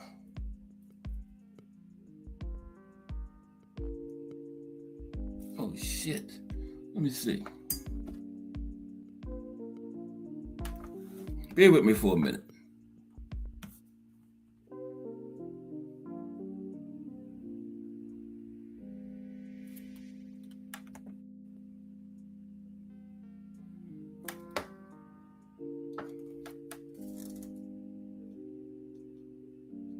Something must be going on then, because that's the right thing right there.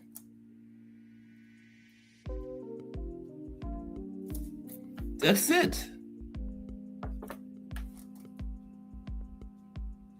Try it again, Tia. You say area code.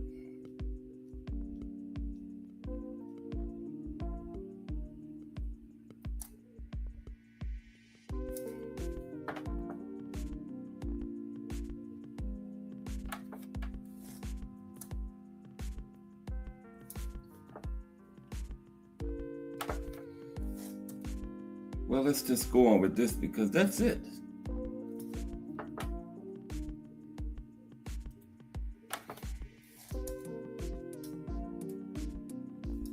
There must be some kind of malfunction or something going on. Let's see.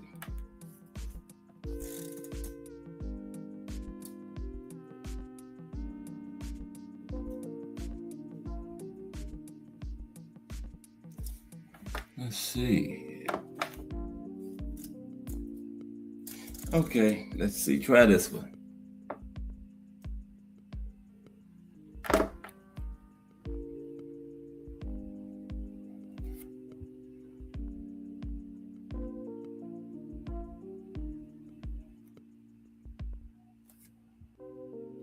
Bear with me for a minute, please.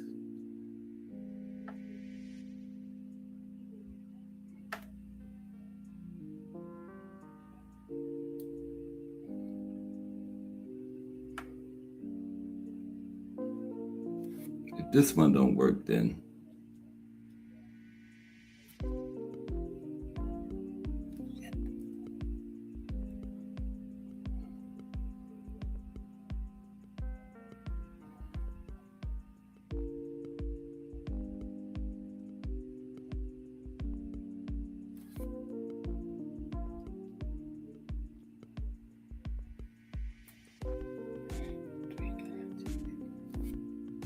okay, here we go.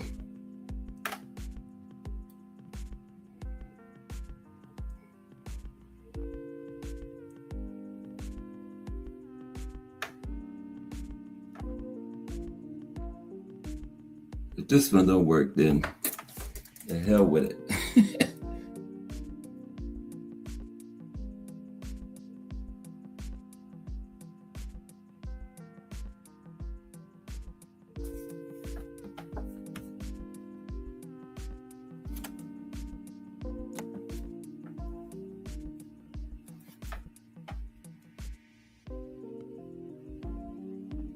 Oh, Lord.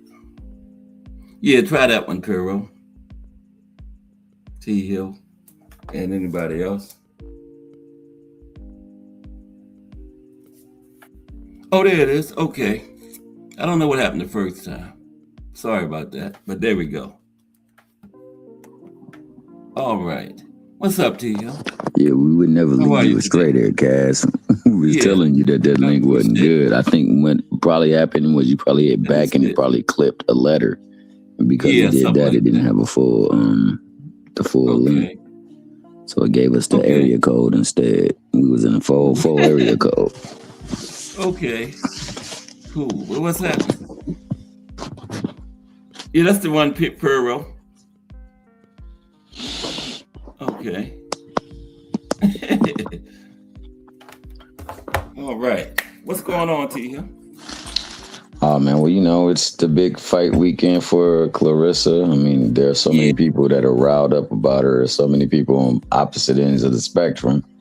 Yeah, some people think that, just because she's a woman and, she's not getting the attention that she deserves, she has to do the stunts that she does and say the things that she says to generate the buzz that she deserves. And then there's some people who say, man, you know what, because she is a woman, she shouldn't do that. She should just go off the principle, the merit of her wins and things of that nature, man. Honestly, it's her prerogative to do and say whatever she wants. She has to be the one that's going to carry herself with that and govern herself by that. So I don't have a say in it, but I do say that, there's a way to be a champion with grace. I mean, most champions are with grace. So with that, she should be able to govern herself in that fashion. I mean, I think that she has inspired within the women the blueprint of being a straight up diva and a glorified just a-hole. And you know, it doesn't work for everyone. No, it don't. Now, It don't work for everybody. I do believe she has so many people talking about her. And, you know, some of it is just in response. And she definitely has to respond to folks. But, like, you should be responding to people in the ring. But unfortunately, she doesn't generate numbers like they manufacture. I have some people that I really respect and got mad love for that celebrate and glorify her. But, like, she's won 11 belts by fighting for vacancies. And she responds to everything, T. Hill. She does. Everything that somebody says, she got to respond to it. Yeah, she's cursed with the Bud Crawford disease. Like, she got to be loved and respected and renowned. And if she's not, then it's not good enough. So she has to just drum up some stuff. And unfortunately, because she is a sister, because she is a darker sister, and because she got some hood to her, you know, it doesn't rub off well for most folks. But, you know, it's infectious. And, you know, unfortunately, Alicia Baumgartner has caught that disease, and now she's doing that. And pretty soon they all will do that. And, you know, unfortunately, I think the way to go is to go where the fights can be made and where they can get paid somewhat adequately for what they do. So she truly wants to, you know, cash in on her value and greatly increase her worth. She got to go to where the fights can be made. Now, granted, most of the people that she's going to fight is never going to be good enough because it's not great talent up there at excess of 60. And I wouldn't ask for her to come down. I mean, I think that I don't believe she's a woman that's 175 pounds by nature. But if she is, then she's grossly out of shape because muscle weighs more than fat, and she don't look like she's muscle bound.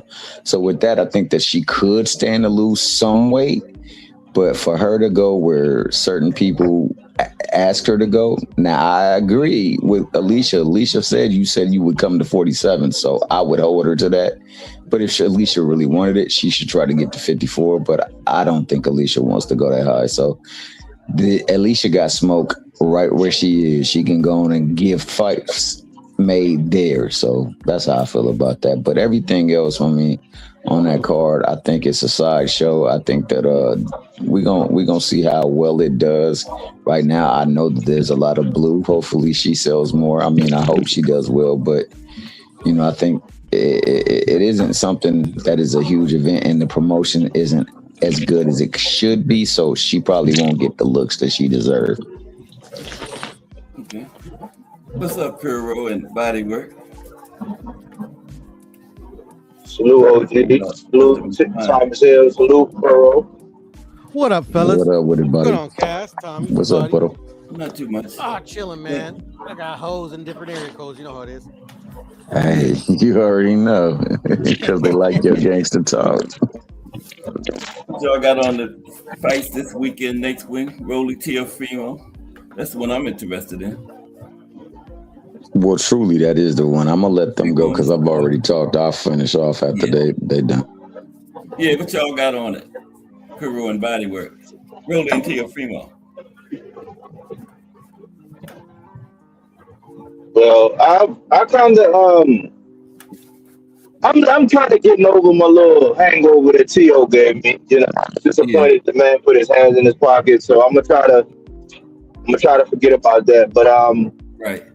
I think Rolly might get him. I think Rolly might get him because it could be.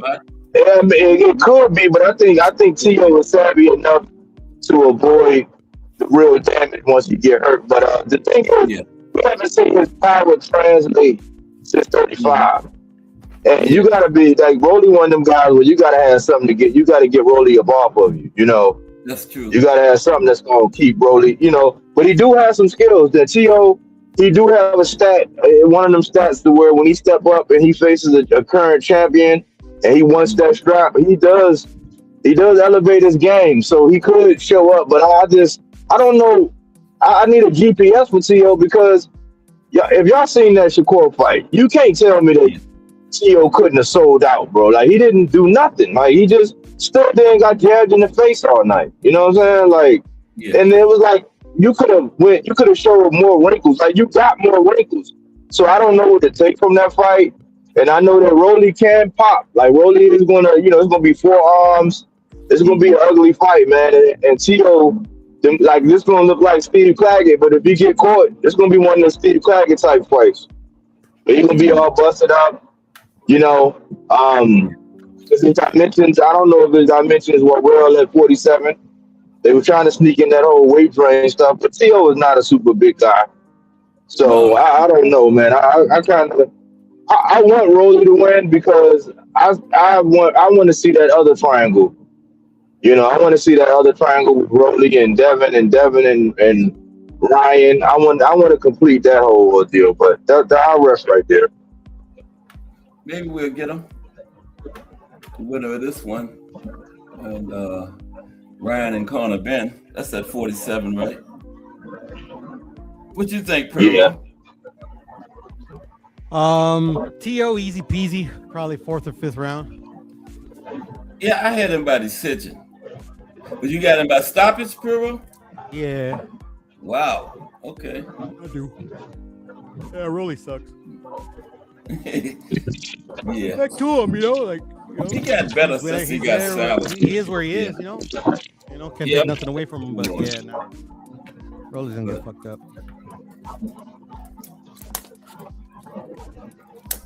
All right, so I take it that Puto is done. That's all Puto got on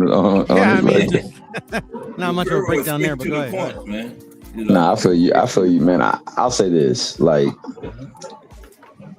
I think what we saw sans the letdown of, and I'm like I said, this goes all the way. This is deeper than just the sport of boxing, but it's two factors that is directly connected to this man. So he had the biggest high of his career when, for some odd reason, Loma decided not to punch for 6.5 rounds. Yeah. And then, he was able to get up a lead big enough to stave off what Loma was able to do in the back half of the fight. Because what we saw in the first half as opposed to the back half was night and day. And I think that the work Loma did was far superior in the back half than what Tio was able to muster up when Loma wasn't fighting.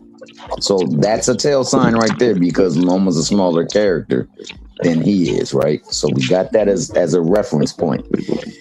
Then, unfortunately, one of the hugest blows in his life happened, and it's what happened at that ESPN party with his wife and an alleged stablemate.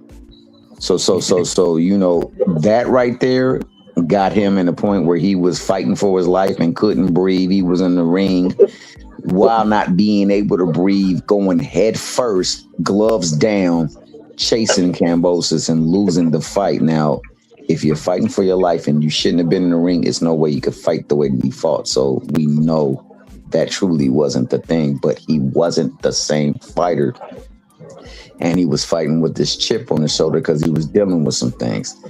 You've coupled that with the biggest person in his life, his father, who has just been out there doing stuff that should not be done, abusing, quote unquote, and we don't know for sure, but it looks like he's abusing things that he probably should not be abusing. And he's been a disruption, a major disruption.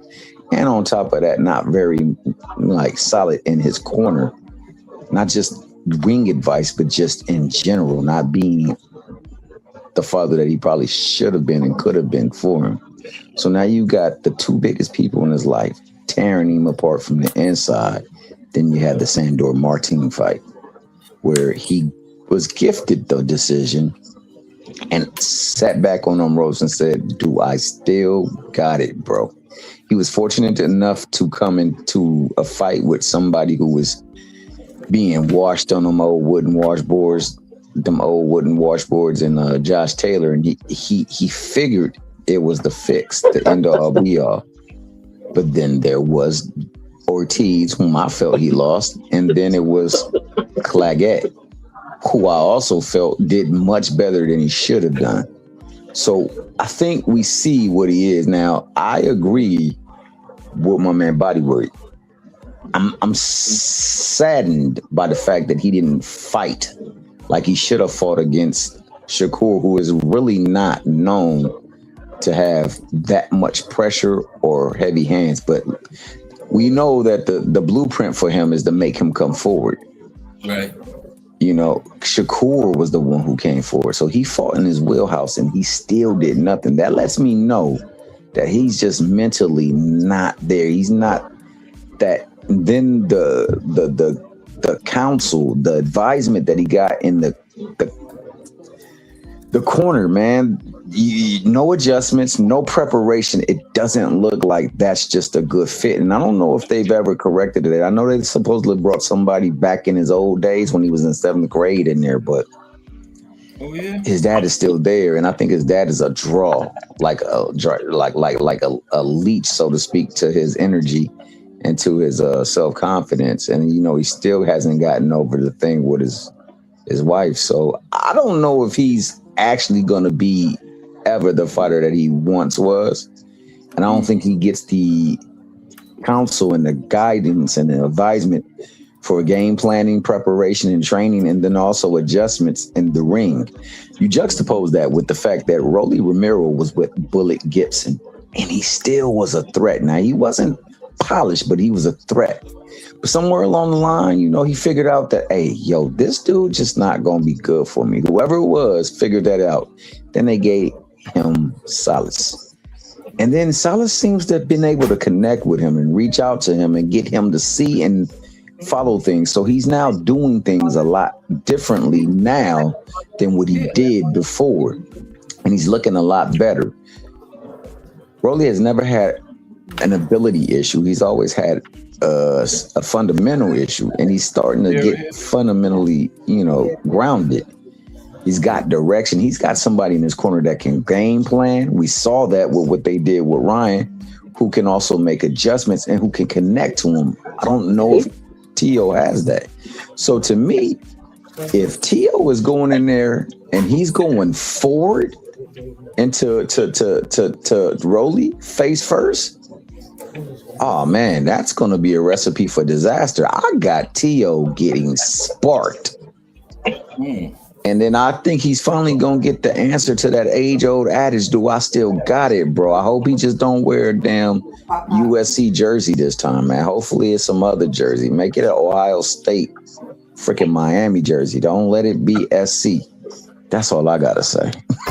But yeah, I got it. I got T.O. getting stopped, man. And I think that, if he gets clipped, he does have the wherewithal, or he once had the wherewithal to try to be a seasoned, savvy veteran. But most people who got hit with Rolly say he got that dummy strength. He get clipped, he might have cobwebs, man. He might not know what to do. And then he might get that bravado and want to fight like he was doing with Kambosos. And if he does that, Kambosos has never been the power puncher that Rolly has been. I mean, Rolly was able to carry a career off of power. It could get dark for that man, and then it could get real dark for him. So I hope that everything is well with him. I hope we get the best T.O. Hope he understands this is a great opportunity for not only him as a boxer, but even more so him as a promoter to push his brand. So I hope that he gives us the very best of his representation. I think that Rolly is fully changed as his direction has gotten better, and he's gotten better people around him. So I think that, this could be something dangerous for T.O. And I look forward to seeing it because, man, the narrative that will be spun, like you said, given this triangle that they try to apply, where they just demonize a person through their resume, but yet they actively seek after the demonized resume. So it's interesting, man. So that's how I feel. Yeah.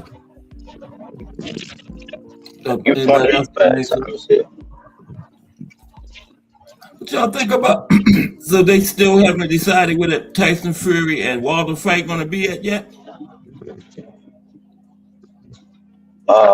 Anthony Joshua. Last thing I seen was Eddie saying that if they trying to move the venue, then it ain't gonna happen. So But the fight wasn't going to happen. yeah, Man, like they're trying to move the venue or whatever. I think that's a cop out though. I think he saw how he looked against Pringa and said, "Yo, I know how dirty and crafty this Mickey Fricky Fury is. He can't be like that in the ring with Fury and veteran him. You know that he can't." Yeah, that looked like the him. biggest. That looked like the biggest fix. That's one of the more apparent fixes of recent times, if you ask me, man. That dude, he hit dude. He caught AJ, man. AJ got up and they were like, "Oh, you about to mess up the bag. You about to mess up the bag." That man started looking over at his corner. Did y'all see him? He looking at his corner. He was over there looking at his corner, and all of a sudden he just got hit with all them. They just let AJ just punch on him. I said, "Oh man, this is terrible, bro." Yeah, no doubt, and that's been proven in several other fights, bro. And I dare you to go back and watch that Keyshawn and Baranchek fight. You will see them whisper something into his ear, and then the phantom punch that knocked him down he hit him with his ulna, and he got the knockout. That is. I never felt like that fight was right when I saw it. Like something just never was right about that fight. And it's clear that, you've seen other fights where people had looked out the ring. The next thing you know, some unexpected ish done happened. Yeah, Adam Azim and Kurt Scobie. That was super suspect. Yeah, for sure. So you definitely right about that. Now I know my man Porto ain't trying to hear that ish. Yeah, man. And unfortunately, I don't think boxing is corrupt. I think it's unfounded, the AJ thing or whatever. It's in his contract, that the fight be in the United Kingdom. But the money is the money, so I don't know. That's what Eddie Hearn said, right, Pirlo? Yeah. Yeah, I think if the fight is huge, you make it no matter where you can make it. That's me. I like wherever you can get the most traction for it, the most eyes on it, then you make it. If that fight is bigger over yonder, across that pond, then make it there. The United States don't even have nowhere that could seat 90,000. Wembley Stadium can seat 90,000. If the people that's going to come out, you want come out, they go anywhere. They can travel anywhere they want to go. Some people get comped to be there. That fight was never big in the United States, bro. It's a hindrance to have it here. Yeah, that's what I'm saying. So take it overseas. If they want the celebrity of the Americas, they can still travel over there. If they want to see it bad enough. I mean, there were some people who traveled to see Devil. And we know Devil not the draw that everybody say he is. So why wouldn't they not travel to see Anthony Joshua? Ladies love him. So that means Madonna should be out there. You know what I'm saying? But now, what you say by they talking about they're not even going to have it? Wow. They trying to say Eddie was trying to say if they move it, then he's not, they're not bluffing, and it's not. But it don't make sense to be over here. It's like legit. Like didn't the zone put Ryan and Devin up in New York? Like I was the only one saying, "What the fuck are y'all doing back then?" So I mean, it's just weird. I've seen weirder things, but to me, it's like I think it's a little bit of what Thomas Hill said. I think it's another legacy by AJ. I think they just want to get this thing across the line so they can get that money. Because like you can't tell me he's gonna be able to do nothing with Fury after seeing that. Like I don't think so. I don't know, man. You know what I'm saying? Like I like AJ. I actually like him. I just think that I don't know what's going on with him head wise, and it's a lot to come back from. So I think they're trying to get. This is almost like the Earl. It's not as bad as the Earl thing, but they trying to get that. They trying to get that big bag, man, and go chill out. So I think Oh my bad. Go ahead, Bodywork. No, I'm done. I'm landed. I'm landed. I'm gonna say I think in certain fights that have happened of late, I think he's always been a draw. And he's been a draw because not only of his physique, but because of the way he looks. And he's also knocking stuff out, usually when he wins. I think that what Eddie has found to be true is that when people are not afraid of him, it's a tough fight for him. And the greater they are skilled, the tougher it is for him to win. So now we're going to get this fight and we're going to take a possible L. We might as well get the most money we can commandeer for it. So he should be pushing for it to be where it is hometown, because that's a big draw, a selling point. And people going to rock with it because it's heavyweight. So, they can still campaign it over here. What they should do is just do a three fight tour, a 3-city tour. Hit their city, hit another city that's like a big play in the fight game, and then hit America's hit America, and then do it that way. So that way they can still get the audience involved, but yet have it where they need to have it. Yeah, they kill the fight, they have it here. Exactly. That's what I think. Yeah, I don't think that they should have it here, but I would like to see either New York, Los Angeles, or Vegas host one of the promotional things so they can just tap into the audience that is over here, but have it over the pond. That's what I would do. Let's do the big promotion, promotion. I mean, I think that'll hurt the promotion as well. They can go in have a press conference over here. New York and one of those cities out west. So you do two, because normally they do two. You just do three. You do two over there, one over here. You think that's going to hurt him? No, I wouldn't hurt him at all. Nobody cares about that fight over here. You don't have it over here, though. No. Try to pick up some more eyes on it, but definitely have it in London. I'm with what's his name? He fought Usyk a while back, the British guy, Bellew. I'm with Bellew. Oh yeah. The U.S. don't care about UK boxing. Why should UK boxing care about us? I mean, pretend we don't exist for that fight. I'll watch it. It's gonna be on TV, but it don't need to be over here in our country. That's the UK fight all the way. They'll definitely put 90,000 in them. That thing will be full. So like I said, Joshua and Dubois put 96,000 in Wembley Stadium. They had to add some. That was a huge fight over there. Mm-hmm. I think this one will do just as good. But maybe they're even going to do better. 96,000 in New York. Maybe even better, because it's a lot of people that love them some old gypsy boxer, the gypsy king, or whatever he called himself. Yep. And then look how long they've been talking. Look how Kell Brook and Amir Khan did. And they was both past their prime. That's one of the fights that Conor Benn and Chris Eubank. I'm sorry. Yep. Go ahead. Nah, but you know what? You could do that on there. Hell, and if you wanted to bring back your boy Conor McGregor, you could throw his celebrity on the card. Have him. No, seriously, because they were asking about a fight for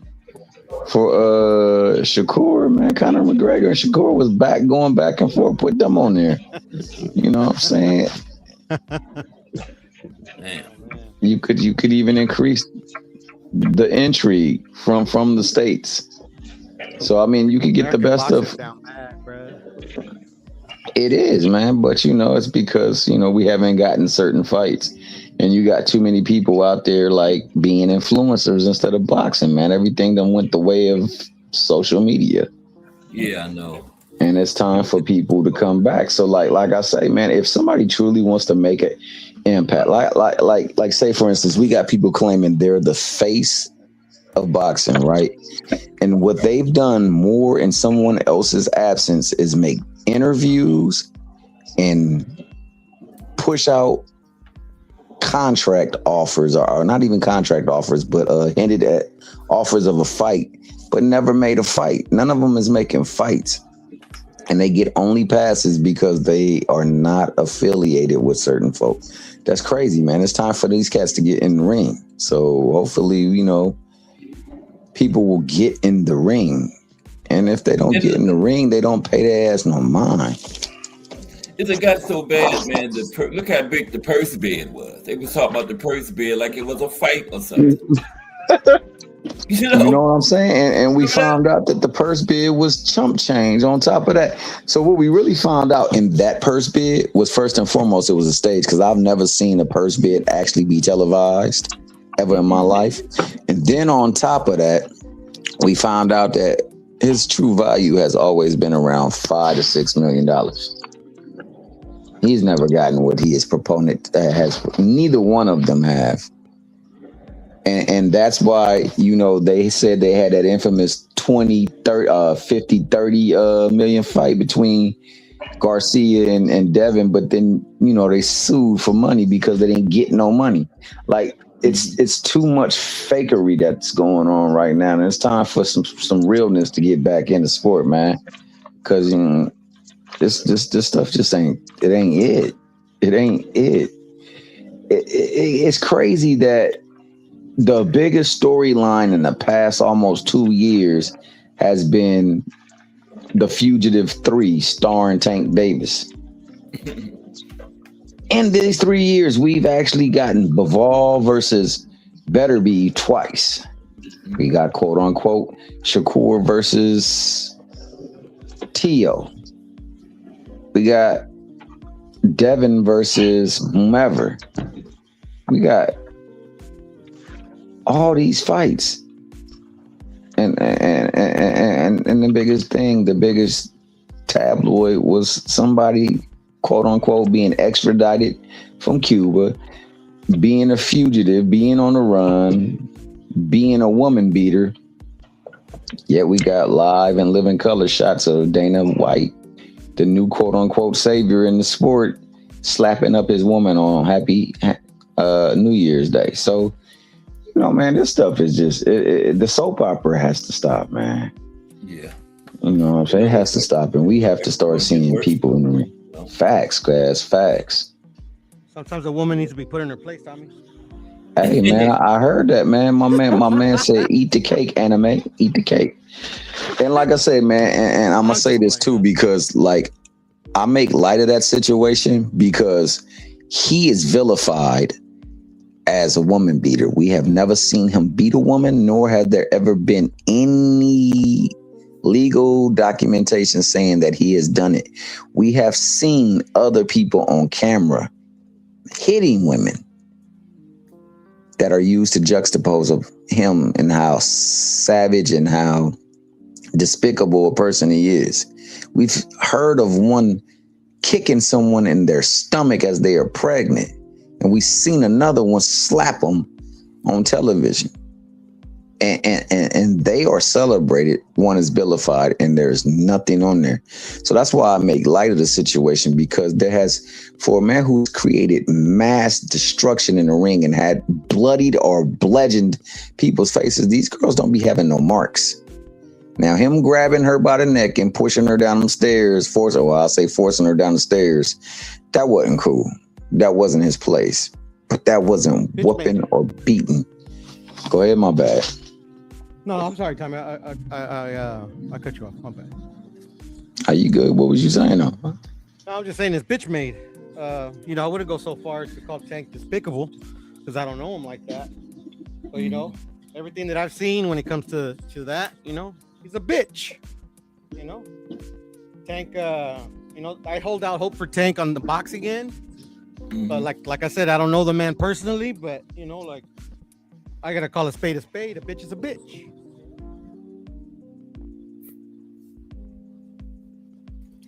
But you know, this the thing. But like you was talking about, T-Hill, in the social media era, it's not the facts, it's the narrative nowadays. You know? Exactly. And I think that the narrative is there. Kaz, I think that the narrative only exists because in this sport where people have built what you call that generational wealth, the person who is usually headlining the marquee in the sport has been a brother, and they can't stand it. He has been making the most money. They can't stand it. He has been given the biggest fights. They can't stand it. He commands the biggest purses. They can't stand it. And on top of that, he gets fighters paid. And they can't stand it because usually they get guarantees. They don't get no back end. And these cats been getting back end. And it affects their business model. And they want to get him up out of there. Because all businesses want to monopolize. They want to take everything. They want to be the sole proprietor. And they know that with him around is always a way that people can see a better way of using their talent and getting paid. And I think that's truly what it always boiled down to, man, because with him being quote unquote as trick made as many believe him to be, the others have done far worse and they have gotten no backlash. You seen people who's supposed to have given us the fights that people want to see only give us really actually one fight that people want to see and nobody spoke on it. You see fighters who are supposed to be giving us the fights that we want to see, the legacy defining fights, not really getting in there giving us nothing. Nobody speaks on it. It only be the people who are the biggest money makers or the biggest stars around his way that catch this. Benavidez is going out there supposedly fighting everybody and he's catching wreck. Why? Because he said, Al Heyman has been good to me. I'm loyal to him and he's good for boxing. Mm-hmm. He has done nothing to justify why he should get any type of backlash or wreck other than the fact that, you know, he didn't accept whatever he could have done to try to force the hand for Canelo. But other than that, he's done everything else, man. Oh, you ain't giving me the fight. I'll go this route. And yet they got people over there. I'm sorry, what did you say, Porto? I said, or better before Bivol, but continue. I'm sorry. Yeah. But it's weird. But it's weird though because you know in Tank's absence, right? It kind of went down to Benavidez. Now everybody was like loving what Benavidez was doing and how he was moving, and then all of a sudden, all these narratives started coming out, and they started making it seem like he was ducking Jair Bataya, and now it's filtering down to Pandora. No, it's filtering down to Pandora. Like, and I'm connecting these dots, and that's why I don't go certain places and talk because the elephant is in the room and nobody want to talk about it, man.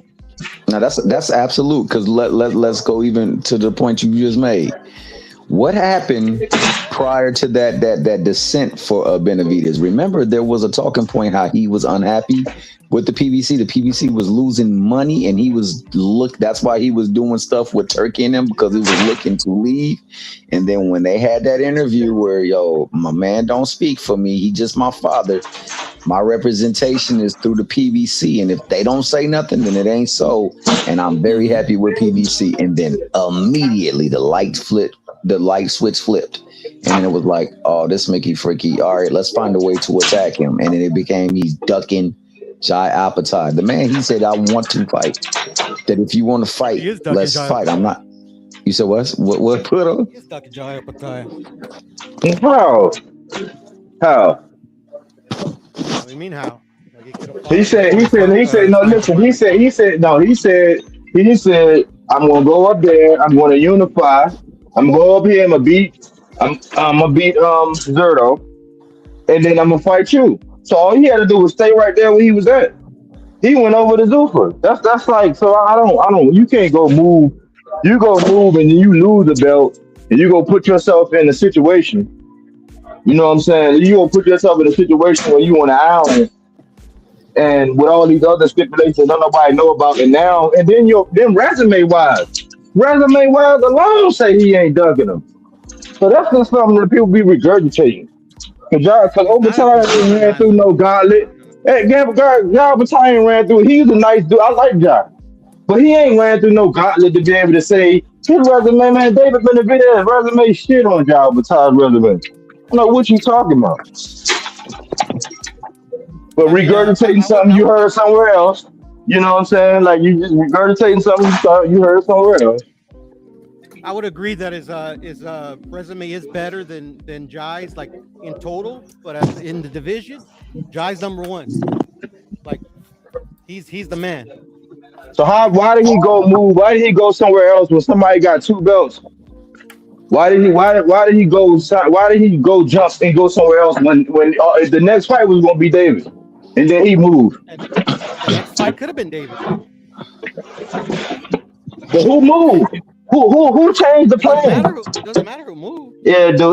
If you're gonna make a point that somebody's ducking, it do matter. I mean, like You can't make a point that somebody ducking and you move. It's like we gonna meet at Burger King, right? Me, Harris, and me and you gonna fight. We all at the Burger King, right? And you know that after I get done what I'm doing, I'm coming to Burger King, and then you go take your ass to Wendy's, and then you say I'm ducking. Oh, come on, bro. Yeah, but that analogy doesn't really apply in this situation because it applies to what you just said. I know, but if I say, well, who moved? Who changed the plan? John changed the plan, so you can't change the plan and then say David Benavidez is ducking. That don't make sense, bro. We leave our common sense. Motors, that's all he did. Okay. Would it be easier to make if we had not went to Zuffa? I thought that at the beginning cast, but like literally, like look at all the fights that have been made already. Like everybody thought like that the Zufas were serious, that they weren't gonna like play ball with these other sanctioning bodies, but that's not true. So they talking about that McKenna fight. The McKenna fight only was a play because the Zuffa belt wasn't on the line either. If it would have been the Zuffa belt online, they would have pulled that belt from him because they said that they're not going to honor anything that has to do with the Zuffa and his thing because they're trying to. I got something to know. I want to figure out something. I want to figure out because it just seemed weird that when it came down to Tank, he had the same stance that he was a bitch. You know what I'm saying? Then when it came down to David Benavidez, David Benavidez is ducking Joe Batai. So I'm wondering, what's your opinion on Fundora? He's like whatever. Okay, yeah. No further questions, Your Honor. No further questions. He's really good. He's gotten a whole lot better. No further questions. Since he's started using his distance more. Like the fight with Thursday, man, that was a massacre, bro. Like that was the best he's looked. I got a question though. Can a Zuffa fighter, if a fighter want to fight a Zuffa fighter, do they have to drop if they got any other sanctioned body belts? Do they have to drop them? If they fight for the Zuffa belt, they definitely will have to drop it. No, they don't. They will be stripped. No, they don't. The moment McKenna fights for a belt that is Zuffa and is not organized by the traditional boxing, they will pull that belt. It's like they've done for everybody else. So Shakur hasn't been stripped right now because it's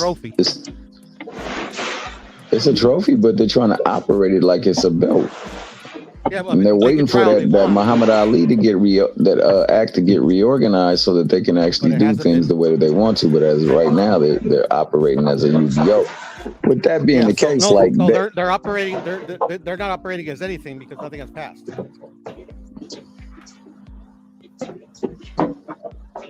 We'll see, because the only thing that we can do is like if we get the chance to see this time pass and it gets to the point where like that trinket is on the line, because man, I've always thought that the belts were trinkets and just ploys to make fights bigger, and now it's too many of them and then there's too many things in the way of them, so like it's a ploy. But with Zuffa being totally opposed to the traditional way of boxing, I don't think that the sanctioning bodies are at play with them, and that I think that none of them are playing. As a matter of fact, was it the WBC and the WBO that had a convention where they was discussing about how they were going to go forward with this thing? Because Zuffa was.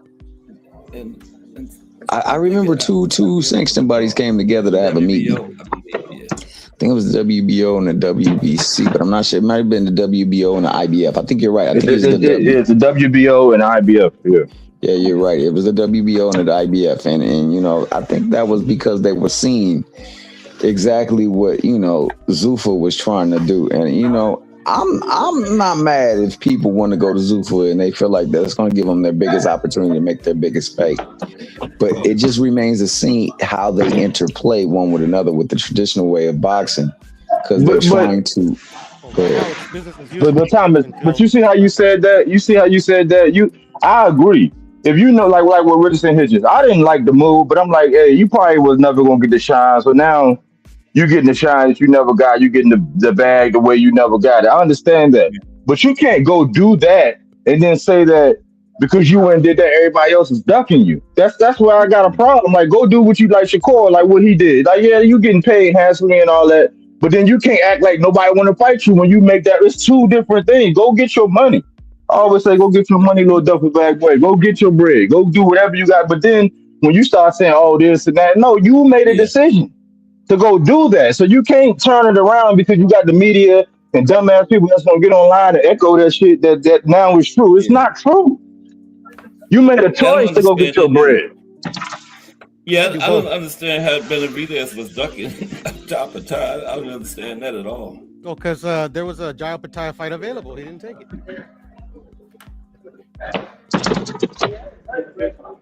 Man, I'm not even going. But didn't going You to know, Zuffa make it harder? If he hadn't went to No, Zuffa, it probably would have made it.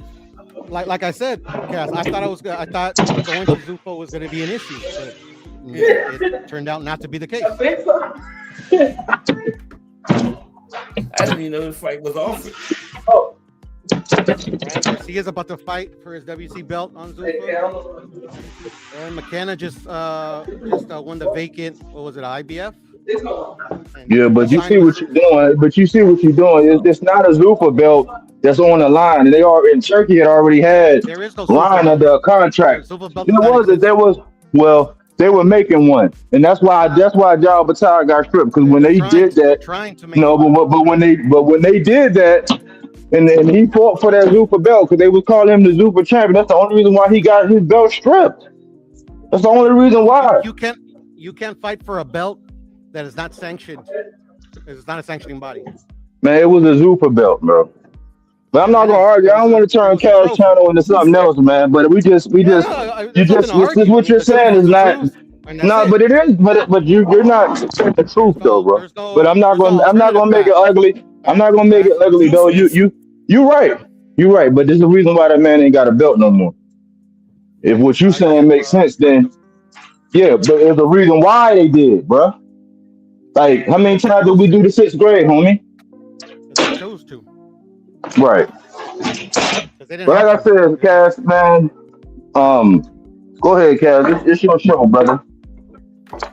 no good, y'all. All right, we were just having a conversation. That's all. The ring belt was on the line for that Marcus. Who was it? Marcus Brown? Marcus Green? Brown. I think Marcus Brown. Yeah, the ring magazine was on the line. The IBF had no problem with that.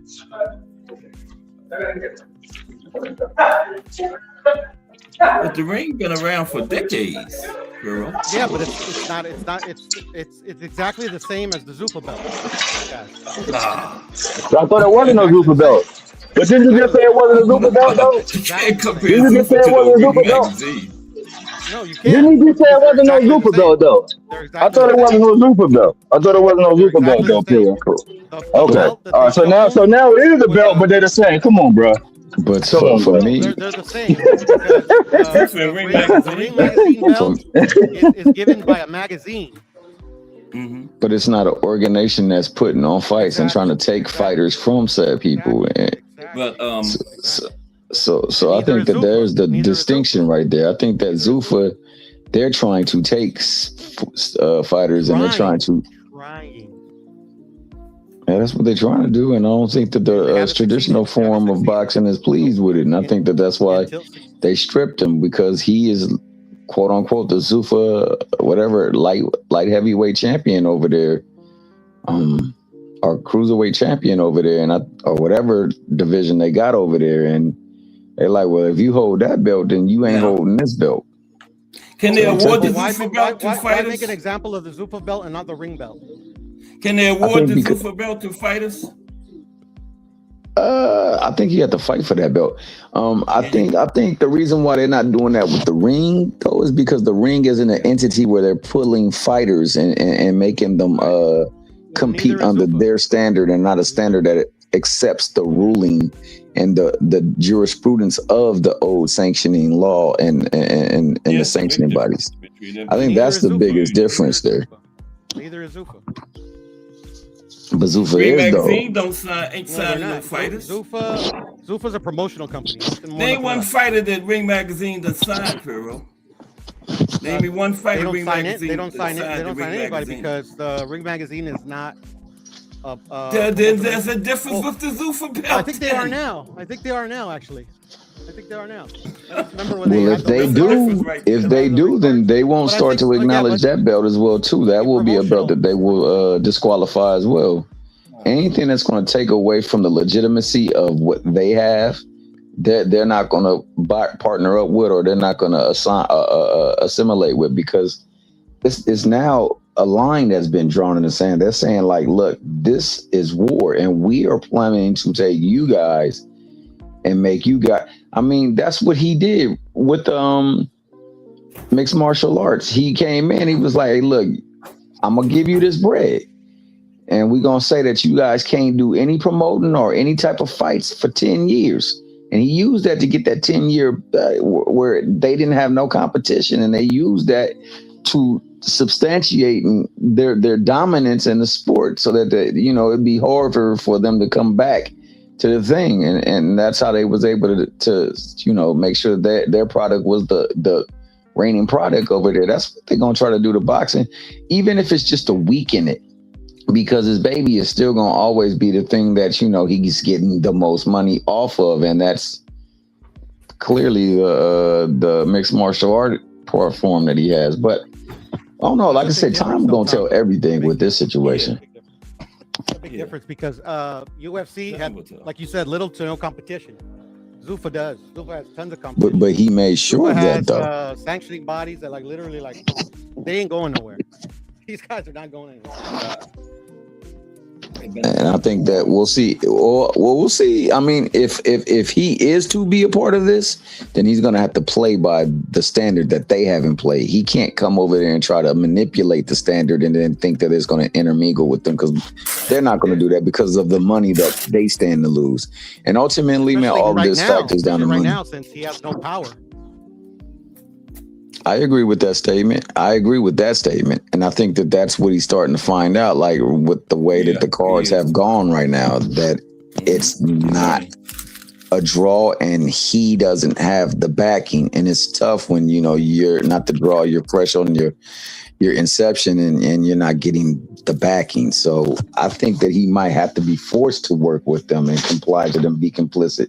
But if he doesn't, then it's going to be all out war. Because it's business model versus business model. He already did. But that's how I see it. I could be wrong, but time will definitely tell. I just don't see how they intermingle with one another if they're not on the same page as one another. If they're on the same page, then they're definitely not. They're definitely not. But they're gonna have to play, because right now, as it currently sits, the Zuffa belt is nothing.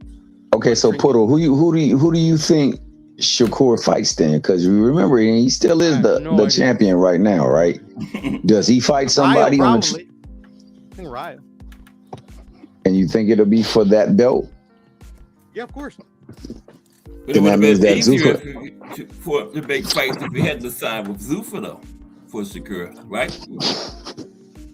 Wouldn't it have been easier for him to get fights? Well, Ryo's already at Zuffa. Ryo is over there, so they can make that fight. It just becomes, how do they play with the belt that he holds?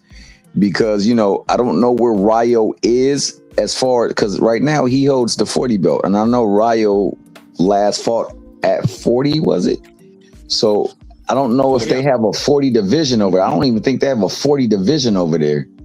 Damn. So no, they don't. They don't have no body, Tommy, so they don't have any division.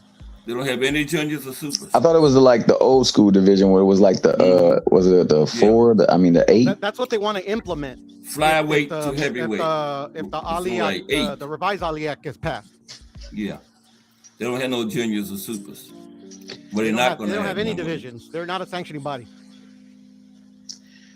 So it remains to see who he fights and what is on the line. If it's just that belt, then he'll get away with it as long as it's somebody that the sanctioning body approves of. If they don't approve of Ryo, then that ain't flying and he getting stripped. Well, that's not necessarily true because we all know that nobody will do a better job of like undermining the current sanctioning bodies than the actual sanctioning bodies. They do a great job of doing that. So at the end of the day, they do what they want. No, he was talking about the sanctioning bodies. So he's saying they undermine themselves better than anybody else does. Yeah, they've been doing that. Yeah. So he's saying that Dana White can't do nothing better than these guys do themselves.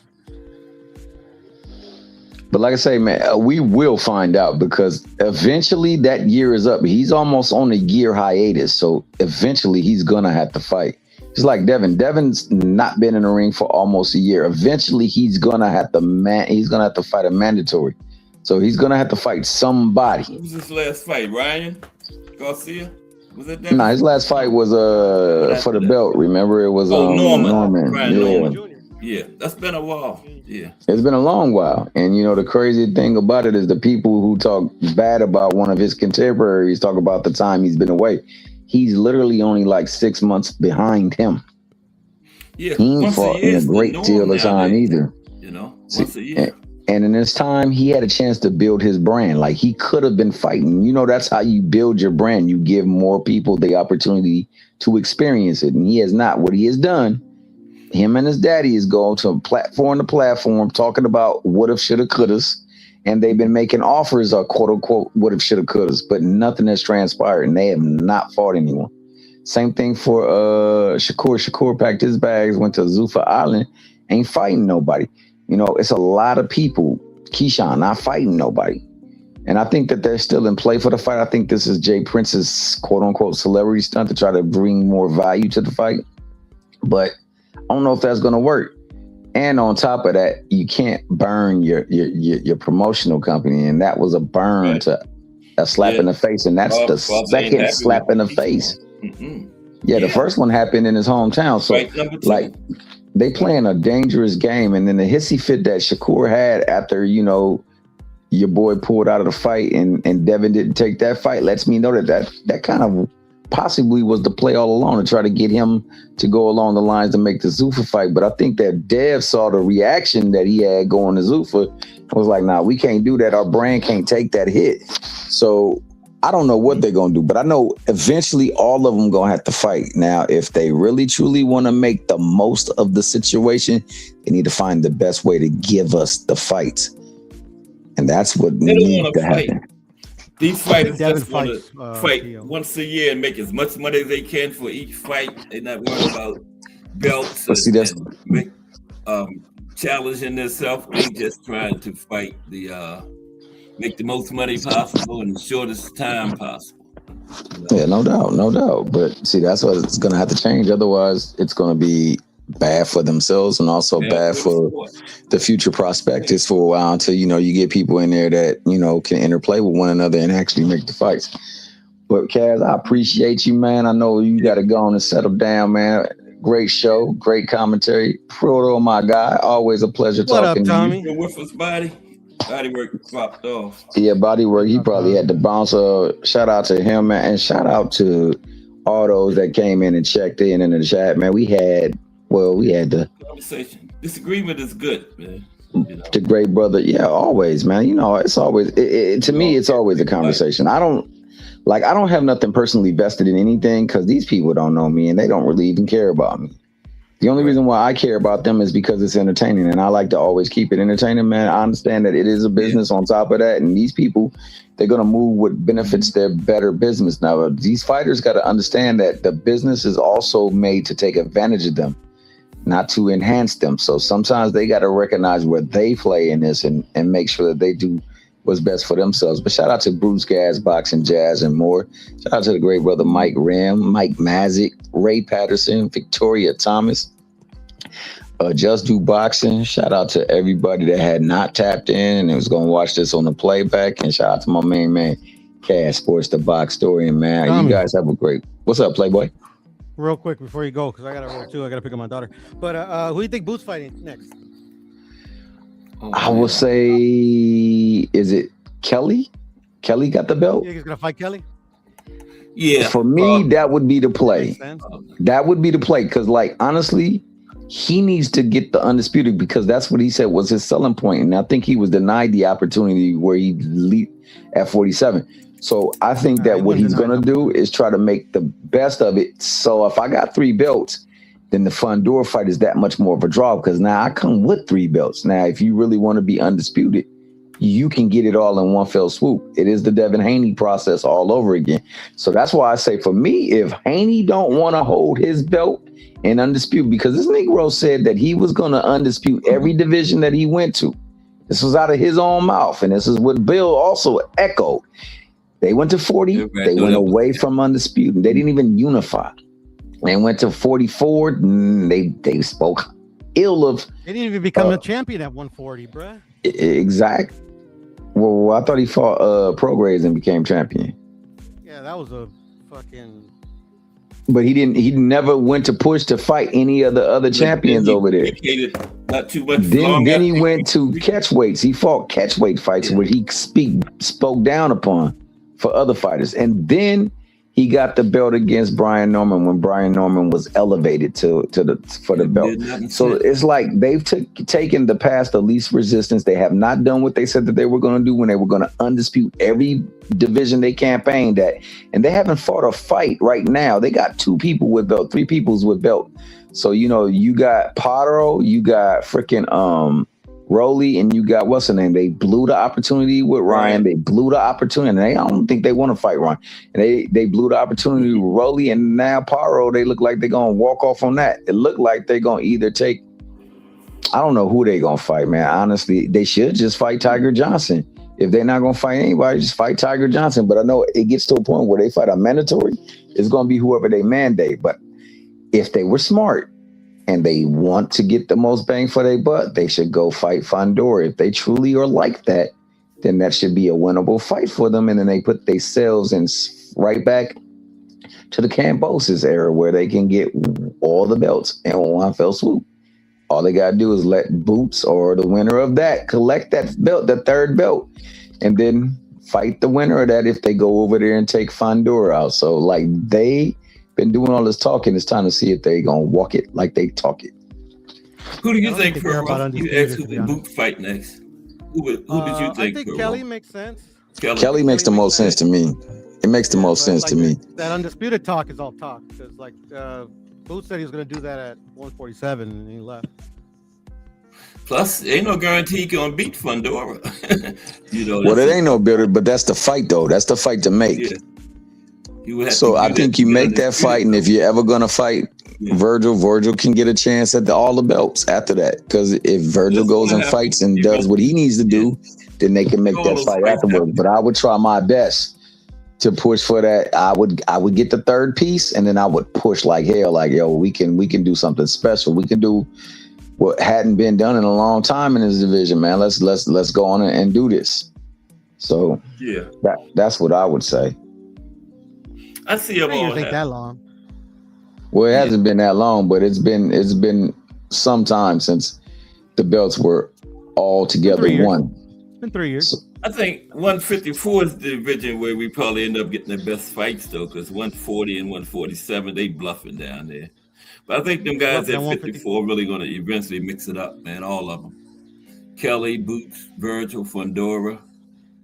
Yeah, so that's what I would hope would happen. I mean, I think that's the most feasible route for them because it's definitely within the same wheelhouse too as well. I mean, they don't got to go deal with another promotional company, but they all are under the same umbrella, so that should make it easier to make. Yeah, that's true. The traction should be that, man, because honestly, I thought that they gave every opportunity to Virgil, and Virgil didn't want to fight to me. So he has to wait. Litigation. Yeah, he went straight to litigation. That don't make sense to me, man. If that was always the fight that you wanted, trying to make the fight around now, though. So it was Oscar's fault. It then went full. It's coming back around. I think we get back to it. But if you get it, you get it after you make it even more desirous if you have all the belts on the line too. So hey, yo, this is the biggest threat to him. I Then think that let's might see be it. the last one. Then you got the dynamic of the Latin Pandora. fighter versus the black fighter, and on top of that, everything is on the line. So yeah, I would roll it that way. That's how I would do Still it. got to Dudes beat can fight Pandora without no though. belts, and it'll sell a grip. Yeah, I Yeah. believe you on that. I believe that. Now I'm saying it'll get even more hype if everything's on the line. That's all I'm saying. It's like Won't to get me, any like more I hype told than that. KO. I told KO, look, dog, if you the Cowboys and you had the chance to whoop on the Eagles in the regular season or going to the Super Bowl, which one would you rather do it? He said for going to the Super Bowl. I said everybody would want to see that in the Super Bowl, going to the Super Bowl. And just like if everything on the line, they're gonna want to see that fight even more because hell, it's all the marbles. It's the biggest stage. So I think that that's the best way to push that fight. So if I'm Virgil, I would do everything in my power to look like this is the dude that's gonna take whomever gets all of those belts out so that they can make that fight. Hey, But let me that's ask you how I this, see it Puro. going. Let me ask Puro this. So if Boots fight Kelly, who should Virgil fight next? Boots, if they can make it. I mean, But I'm saying, what if they really, can make that one? if in a perfect world, like Boots, Yeah. Boots fights Right. Kelly, Fundura Mhm. fights Virgil, and the winner fight each other. Yes, what I was saying. If Boots don't fight Virgil next, he still should get a fight in before then, you know. So you would say Well, he Fundora. gonna get a fight in before that one too, but I agree with that. It's a while off for Boots and what's her name, but he can fight right now, man. You know, I I'm would just wanted say a good fight. for fight Virgil. somebody and then try to line up that Fundora fight too. I would try to do that, and then I would try to you bring even more to the table when you got a belt and he got 3. So like that's how I ideally would want it, but I don't know if he's gonna push for the Fundora fight either, man. I don't know what Virgil gonna do because Samson already said that, I'm under a they're not different going to give opinion Virgil of the the. shot. I believe. Fundora You said said Fundora that? won't give him a shot. No, Samson. Damn. Oh, maybe not. You're right. They maybe not do that, but you know, I that's why I would try to go the mandatory. I would do everything I could to put myself in the position of being the mandatory, so that they would have to mandate that fight. So that means he has to take that Charles Conwell fight would be a good fight right now, and if he can dismantle For him, who? then you know he can petition to the body. Hey, look, yo, we want to be number one Yeah, for this very good fight, so that we can get the fight that. next. Conwell for who though? But we'll see how it play out, though, man. But all right, then, Cash, man, it's Conwell for always who a though, pleasure. Tommy? Conwell for You Virgil. said what? You said what, Puddle? Conwell for who? He said For Virgil, right? Because I think Virgil got to come back to a fight, and I think that Fundora's already slated for a fight. Yeah, So- he's already slated for a fight, and Samson already said they're not going to give it to him. Conwell is it's not a competitive fight. You know, I think if anything, Virgil should fight Brandon Adams. All right, that'll work for me too. I like that too. I like that too. Yeah, none of these fights. But are I just think that he needs to put himself into. don't sleep on Conwell. Yeah, that's all I'm gonna say. no. Yeah, but Hold I on, think, don't sleep on but you know Conwell. what? Conwell's done. Adams is ranked higher though, so that might be even more of a better push for the fight. Like if I take him out, then you definitely should put me as number one contender, so I could be in line for the Fundora fight. Whatever gets him closest to Fundora, because that's the way he's got to go. Because he seems like he's traversed away from the Boots fight. No matter who is to be blamed for that, you know, it's been the opposite way of the Boots fight. So I say the only way we get in the way of the Boots fight, like for Devin, the only way to get in the Boots fight is to try to go after Fundora, because you want to get that extra piece of the belt. Because if he gets that other belt, his attention should be to the next piece, and I hope that that's what it is. But that's the way I would hope that things take out. So however he can get to number one contender status with the belt that your boy Fundora holds, that's what he should move to. And if Well, he's already Devin the wants interim. He's already the interim. Okay, bet. That's how I see it, though. All right, 10 Cash, man. I'm about to pop the off. I gotta go myself. We gotta go Hey, get be your easy daughter. out there, Puddle, man. Be easy, You be as well, safe out Tommy, there. man. All right, then, Cash, Take it man. easy on Always my a homie, pleasure. Carrier, All bro. right. Appreciate Oh, you know, everybody. Gary, it's all love, dog. That's my Robin Ficker, dog. He be giving me the heckle. That's all. Work here. All right, But then, I'm out, Cash. fellas. I'm out. I really gotta go. All right, thank you, Cass, for having me. Tommy, pleasure. Peace. No problem. Puro, appreciate your T Hill body work, everybody that came up on the panel today. Good, lively discussion. And we'll be back Monday. Monday, we're going to talk about Sugar Ray Robinson versus Jake LaMotta. Break down all 6 of those fights they had with each other. Okay? But everybody have a great weekend.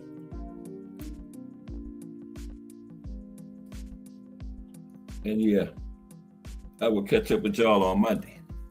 You coming on tonight, buddy? Yeah, but Jake LaMotta versus Sugar Ray Robinson. I don't know what happened. I can't page down to my little cheering section that I play every day at the end. My Earls done disappeared, but that's all right. Yeah, I do it myself. Everybody have a good weekend. I am out. Appreciate y'all.